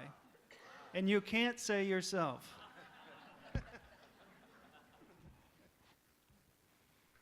Well, assuming that you want to follow this theme of picking a major case and having all of the speakers related to that, I guess we'd have to focus in first. Candidates would be the Rendlesham Woods. That would be awesome. The reason being, for those of you who might not be familiar, that was from about December 25th of 1980 until about January 1st of 1981. Series of extraordinary, remarkable events, including government secrecy, nuclear weapons, and a series of highly credible witnesses who are all still alive and in the prime of their life. There's a case I would like to see done here, although I may blow your budget getting a lot of them over here from England. But I do personally, I'm totally in favor of this one case theme because I've been remarking over and over what a wonderful group of people I've gotten to meet, and I feel like I now have a much better grip on everything just by focusing on the Phoenix Lights case. So let's do it again. Thank you. Okay, this question is from Liam, age 10, and it's for Clyde. Why are UFOs called UFOs? Because they're unidentified. If you call it a flying saucer, you've identified it. You know, if you see it and you say, "Oh, that's an alien ship," you've identified it. If you can't identify it, it's unidentified. I just did a show on military terms for UFOs. One is uncorrelated targets, or UCTs. The other is unidentified observers. When you go to, and Santa Claus, I heard Santa Claus. I defer to Peter. The thing is that when you go to the military or you go and you ask them, "Hey, do you guys know about this UFO?" They'll tell you, "No." Say, "We're not interested in going after UFOs." Well, they may be after, you know, they may be looking for unidentified observers, or they may be after the uncorrelated targets. Because you can't tell me that something big going through the sky like what happened in Phoenix, they didn't have an interest in. Especially in times of heightened security. Come on. You're trying to tell me that something that big flying over Phoenix, Arizona didn't get the attention of the military? And then when they said, "Oh, we didn't take any calls," but ask this man right here how many calls he got that night, okay? They lied to us. They lie all the time to us. So when stuff like this happens and some military guy says to you, "Hey, we're not interested in this," just say, "Well, was there an unidentified observer out there? Or is there an uncorrelated target you're tracking right now?" I'll bet they go, "Where the hell did you get that?" You got it at this McMinnville get-together, so tell them that, okay? All right, thanks. Okay, here's one for Peter and Jim. If I saw a UFO and want to if I saw a UFO and want to write a report, what are the most important things I should include? May I start, Jim? Please. My general response is we want to know everything about your sighting, where you were, the time, the date, the place, the direction you were looking, the angle of elevation, the apparent size of the object, the color, how it was moving, whether there were other objects in proximity to it, whether there were other witnesses, did you get a photograph of the object, just everything. What my objective is in asking people to submit written reports, and I do that often. Every time I get a call, I ask people to submit a written report. An oral report is of little use to ufology. I ask them to reconstruct the event so clearly that a person reading that report could imagine in his or her mind's eye clearly what it all looked like. It's the hardest part of my job, trying to get human beings to, first of all, report UFO sightings. The second thing is trying to get them to write it down. I would hazard to guess that of 100 people who tell me over the hotline that they will submit a written report, perhaps 20 or 30 of those people will follow up on it. Most frustrating part of my job. But the short answer is we want to know everything about your sighting so we can share it with somebody else.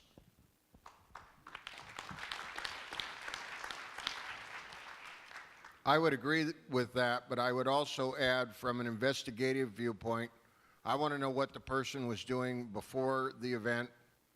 I want to know what they were doing after the event. In other words, I always want to know location, date, time, etc., time frame. If they can't give me a specific time, I want to know what's the last time that they can be sure of, and when is the time that it couldn't have been later than. In other words, I want people to frame the event with as much exact detail as possible and to put it down in such a way that they could explain it to a complete stranger. It should stand on its own. I wanted to make a comment, and I'll turn it over here in a moment, just kind of humorous. If I had to assess how most UFO reports start these days, I would have to recommend that if you want to see a UFO, take up smoking.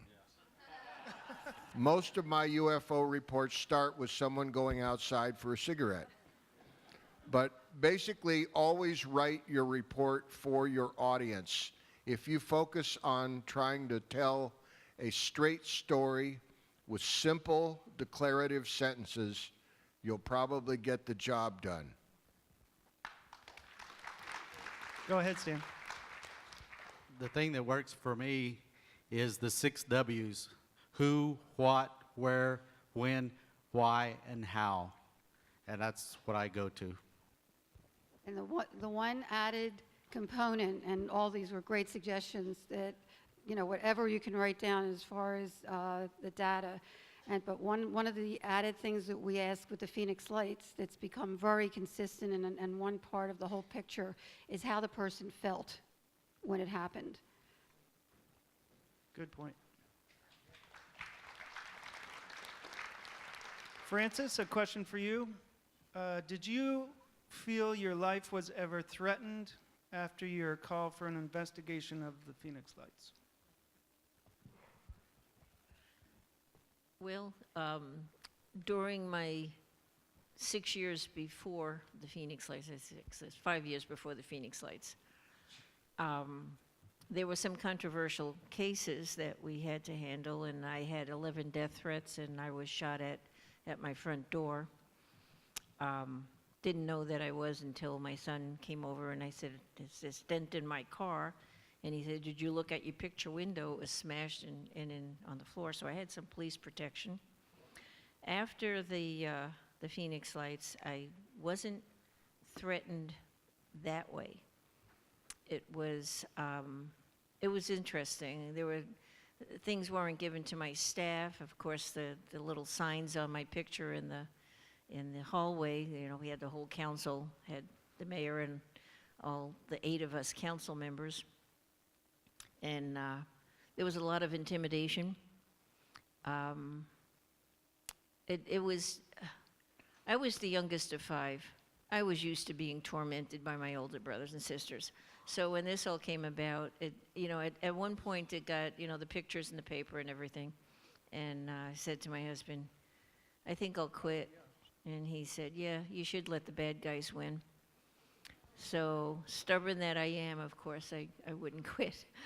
But it was hard, but it wasn't overwhelming to me. So I would say, I don't know, it was, they attempted, it didn't work.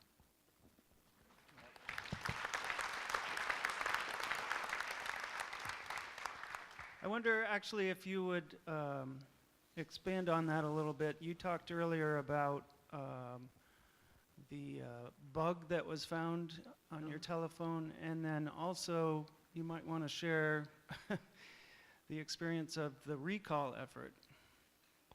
Okay. My phone was always listed in the phone book, and nobody ever abused it, never got calls that were nasty or anything. Most of them were for help, and that's what I was there for. And my one call was from Richard Curtis. He was the disabled veteran who lived in the Westwood Ho. It was a hotel, and they converted it to a place for disabled veterans and others with similar problems. And he called me one day at home, and he told me who he was. He didn't tell me where he lived, but he said he had been listening to he said, "I had professional equipment for CB and video, and that was his hobbies." And he said he was listening to all the truckers that were driving down from northern Arizona going south, and they were all talking about this huge object in the sky that they were kind of following. And so he decided to go up on the roof and take some video, which he did. And he said he had part of one videotape and ran out, and then he changed and had the beginning of another videotape. And he said, he could see the shape of it because of the lights from Phoenix street lights were reflecting up, and it was a very dull bottom to this thing, but he could see the shape on his video. And so I asked him if he could get it over to my office, and I said, "Make a copy and can you get it over to my office? And he said he would, and I didn't know how close he lived to downtown Phoenix. I was kind of thinking North Phoenix. And so I didn't get it, and didn't think, I thought, somebody was just joshing. And so about a week and a half later, he called back and he said, "What did you think of the video?" And I said, "I didn't get the video." And he said, "Well, the two guys came from your office and they picked it up." And I said, "I don't have any men working in my office. I have only women." And so he was really upset. And so Village Labs sent Mike Tanner over to investigate, and he talked to the manager and to the minister who goes around through and talks to people who need help. And they said in July, this car pulled up in front of the Westwood Ho, and it was a big black car with black windows. And these two men got out. It was 106 degrees in Phoenix that day.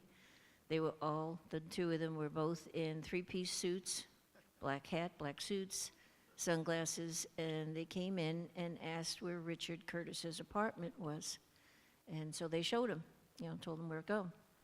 So they confirmed that two men went there. And Richard Curtis said that they knocked on his door and they asked if he had this video of what went over Phoenix, and he said yes, and they asked if he made copies, and he said no, he hadn't. He said, "Oh, that's okay." And he said, "Are you from Barwood's office?" And they said yes. And so he handed over the tapes.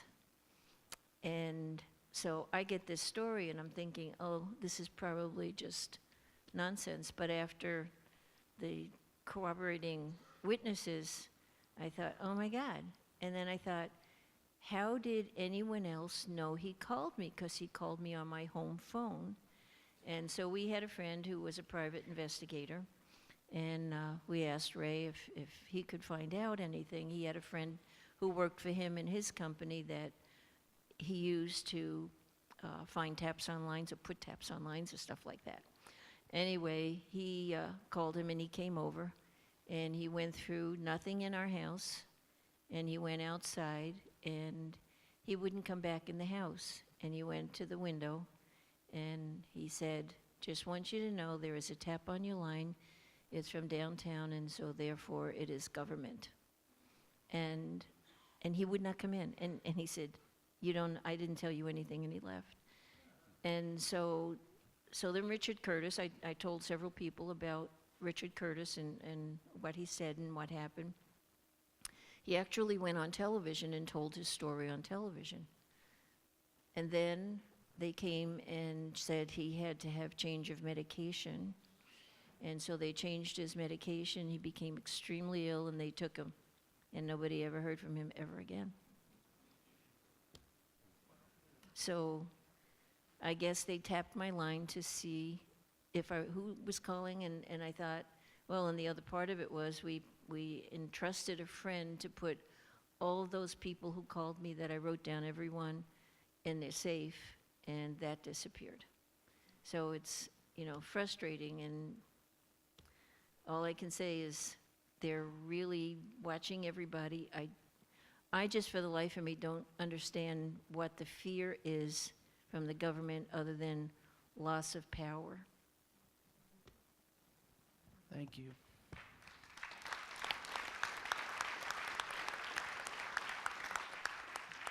This is for Stan and John.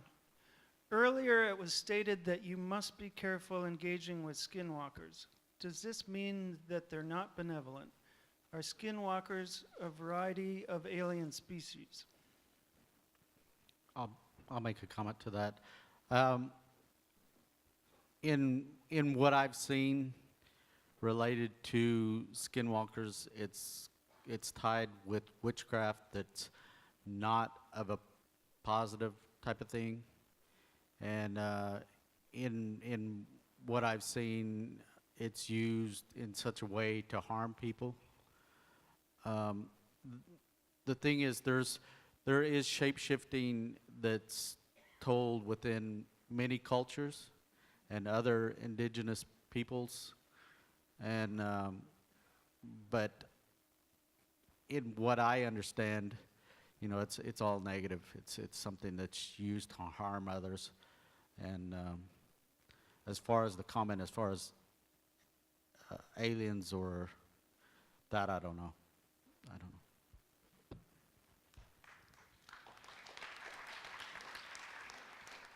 I would mirror the same thing. The skinwalkers are evil personified, and they are to be feared. Most people on our reservation, including law enforcement, are terrified of these things.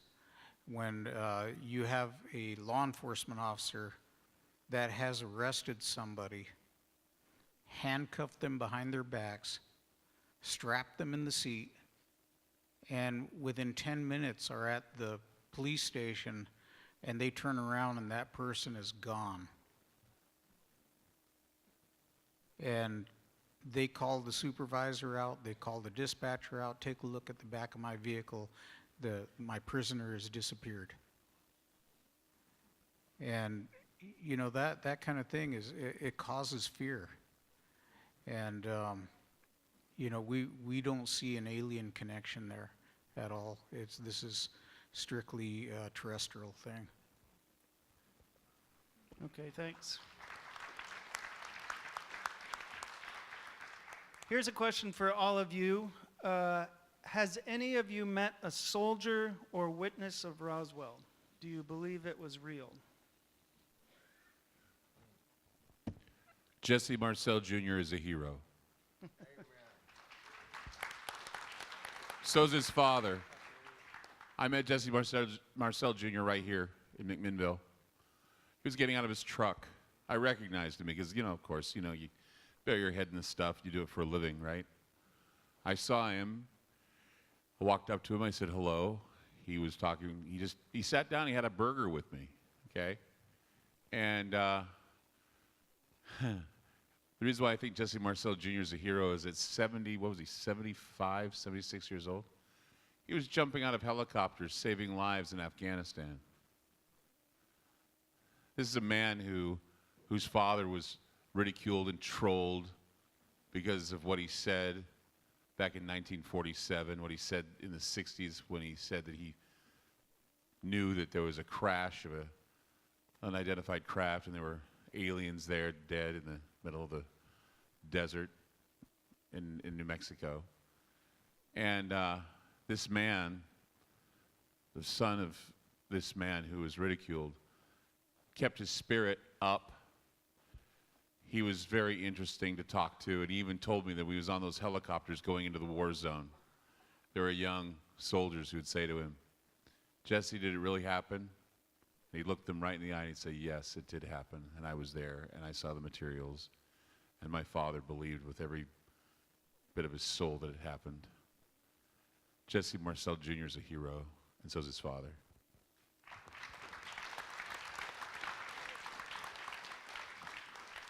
In my opinion, the evidence in support of the Roswell incident, the Roswell crashes, is excellent. We've had Stan Friedman speak here on at least 2, maybe 3 occasions. Don Schmidt, Kevin Randall. I would direct the person who posed that question to those works and recommend that he or she read them. They're very good, and they leave no doubt in the mind of a balanced reader that something very unusual happened there. Go ahead, Stan. Well, we just discussed this the other day, and it's kind of a strange story. But when my oldest brother, who's now 86, going to be 87, was in the Army, he was stationed in Tucson. And he came home on leave, and I was 4 years old, so it was 1948. It was in the summer. And that he was telling my parents that they had called him on duty to go to Roswell, New Mexico to clean up a crash site. And he said there was a ship and some little people. In my 4-year-old mind, I pictured rubber-dub-dub, 3 men in a tub kind of thing. And so that's what I pictured, and I thought all these years that it was a ship like a boat. And up until I was talking to Jim Delatoso one day, and he asked me something, and I said, you know, and I told him the story. So he wanted to go visit my brother in Tucson, and I told him, you know, go ahead, go visit him. And he wouldn't talk to him. He really got quite angry. And so, you know, I have a picture of myself playing ball with my brother in uniform right before he went back on to the base in Tucson. And, you know, I look at that and I think, well, you know, of course my 4-year-old mind wouldn't have ever thought of something other than a boat, but then I thought a boat in the desert, you know, so. Yeah, it was kind of a strange thing, but that's what happened.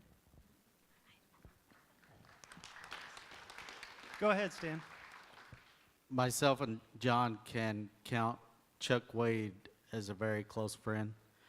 Chuck Wade, his father owned the Wade Bar, I think it's there in Corona, that played a significant role in this incident. And for me, it's not a matter of believing. If you look at the evidence and the information is corroborated throughout this, that it did happen. It did happen without a doubt. And no matter how hard the government can try to suppress that kind of thing, it'll get out and people will know the truth. So. Jim, you have a comment? Yes, I do. My own experience, I became friends with a lady who I consider to be a key corroborating witness to Roswell. That was June Crane. I had no idea at the time that I met her that when she was a young woman, she worked in top secret laboratories at Wright-Patterson between 1942 and 1952. There are quite a few adventures and anecdotes from her life. She handled a piece of the memory metal. She also told me that by the time she left their employment, the U.S. government knew about 3 crashed retrieval cases, of which Roswell was one. What I did with the June Crane information led me to Roswell, New Mexico. I got to meet Walter Haut while he was still alive. He was the base public information officer at Walker Army Airfield. He would tell anybody, very matter of fact, that he was called into William Blanchard's office and ordered to do a press release saying that they had captured a flying disc. And you would think that his commanding officer, William Blanchard, would have been demoted or chastised or had his career derailed by issuing that press release. But instead, William Blanchard went on to become a 4-star general. I think he was next in line for Joint Chiefs of Staff. He had a brilliant career. That didn't hurt him. I also spent an hour with Glenn Dennis, who passed away sadly last year, who as a young man worked at a funeral home, and on that fateful day he was called and asked, how many child-sized coffins do you have? There are just so many details. When I hear the word Roswell, to me, I think of an investigation that is ongoing, involves over 600 witnesses with interlocking testimony. Roswell is what it is. It's a crash of an alien vehicle with bodies and a cover-up.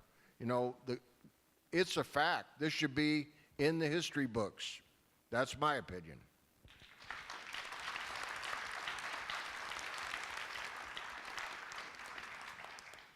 Okay. We are going to conclude this panel session with this final question, which brings us back to our subject for this entire festival, the Phoenix Lights. And this is for all of you. What was the motive or idea behind the Phoenix Lights display? Were the aliens making some of introduction? Why did they show up, and what happens next? Who wants to take that? As I mentioned earlier, it really is apparent. I mean, so many people were affected, over 10,000 people at least, were affected at such a deep level that, and that doesn't happen with balloons and helicopters or holograms or whatever. What's that? Or flares, yes, or flares. Something really major happens. Something out there, wherever they're from, whoever they are, wanted to wake us up in a gentle, non-threatening way to their presence, in a very dramatic way, so that nobody would forget about it. And they are waking people up all over the world. When I came forward in 2004, after 7 years of anonymity, after meticulously looking for a logical explanation, which I have yet to find, and having my photo data analyzed as extensively as I could, and knowing that we really had a visitation by something not of this world, as many people have said and many other people know, it became very clear in 2004, the official and accepted, except for the witnesses and investigators, the explanation was that it was merely military illumination flares. Well, we've come full circle, and it's not just me, it's everyone on this panel and so many more credible people, including our governor, who came forward, and that's what's going to take, credible people coming forward and just telling the truth, just telling what they experienced to give credibility to the entire Phoenix Lights event. And now worldwide, and just get on YouTube and plug in Phoenix Lights. People around the world, it's amazing, will look up at the sky and see the same phenomena and say, wow, there's the Phoenix Lights. And that's pretty cool. And it's going to get bigger and bigger and bigger as people become more and more aware. And I applaud everyone here, and I applaud Tim and your team and the whole UFO Festival for focusing on the Phoenix Lights, because it is a major, major sighting that will affect people at a very deep level, and already has, forever. Thank you. This is just the beginning. This is just the beginning, and I applaud everybody that showed up for all of the event. Thank you for doing that. And I'd like to think that they may have made a wrong turn at Albuquerque, and it's the desert, so you can get lost, and it must have been a male driver because they didn't want to ask directions. But in all seriousness, I think that they wanted to see what our reaction was. And we showed them. We quashed it, we smashed it, we hid it, we ridiculed it, we did everything we could. And you're hearing what really happened today.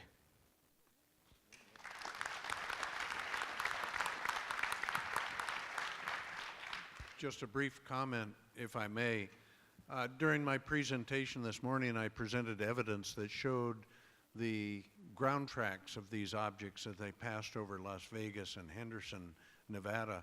The one thing we don't know is where they might have been prior to their arrival at Las Vegas, Nevada. And a question that I think is reasonable to ask is, could they have passed in proximity to or even over Area 51? If they did, that raises all sorts of questions as to why they might have been in that part of the country, that part of the world. Perhaps they went to Area 51 to retrieve something. We have no idea, and the government isn't saying, which is unfortunate, because that would be a very interesting question to answer.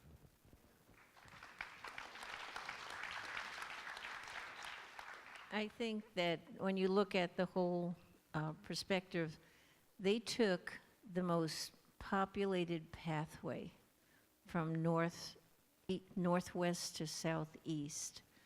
Obviously, they wanted to be seen. They were obvious. And they could have been, if they were practicing something, it would have been, 2, 3 o'clock out in the desert, and a couple of drunk people wouldn't have made any comment at all.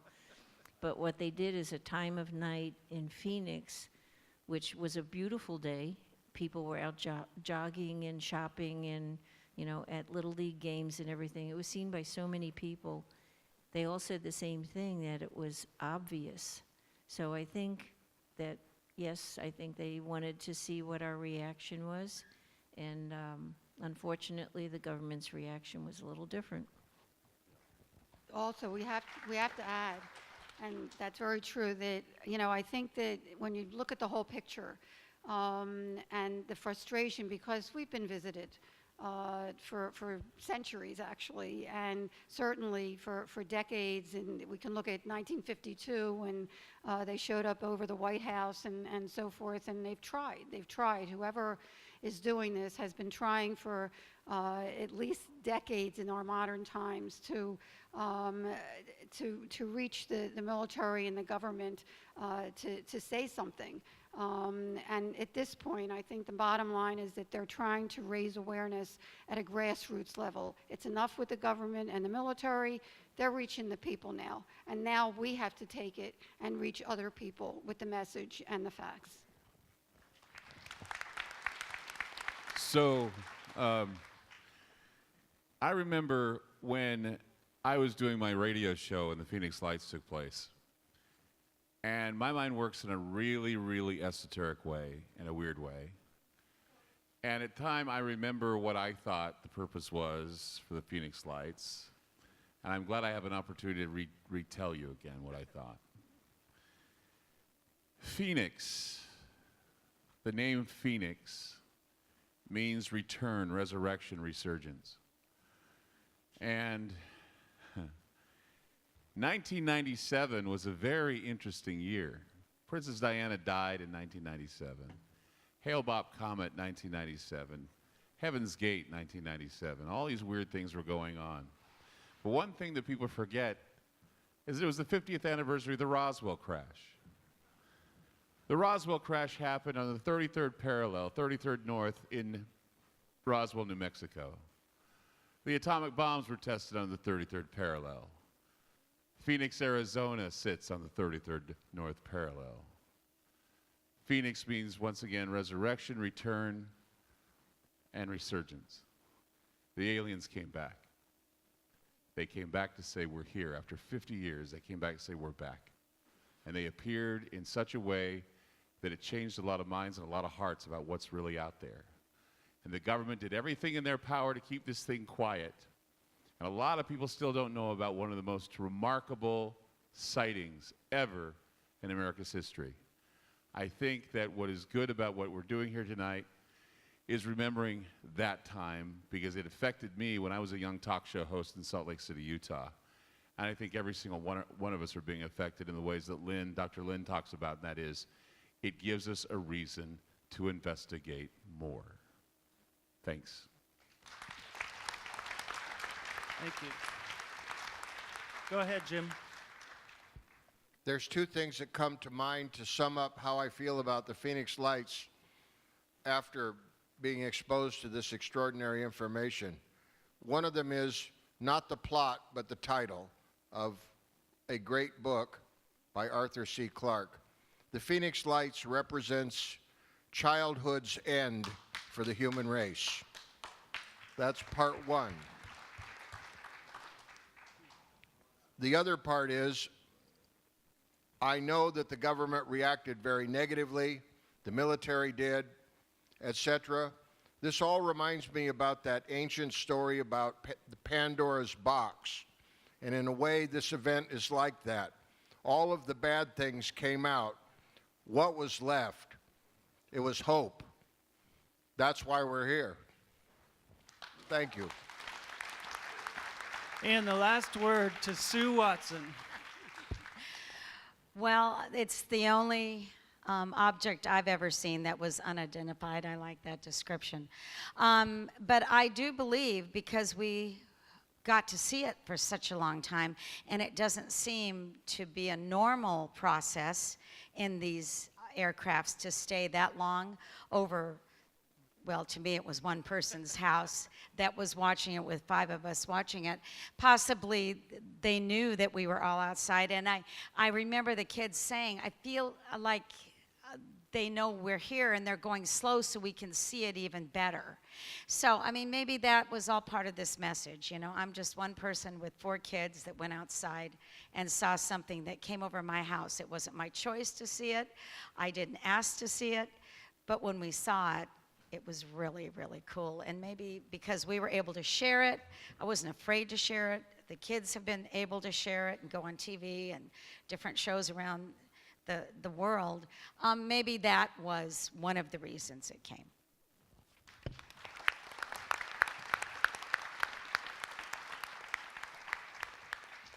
All right.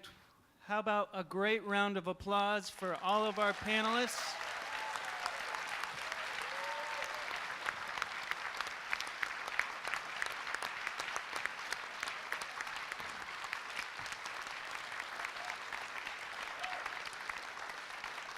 And thank you to all of you in the audience for coming out. We'll see you for the 18th.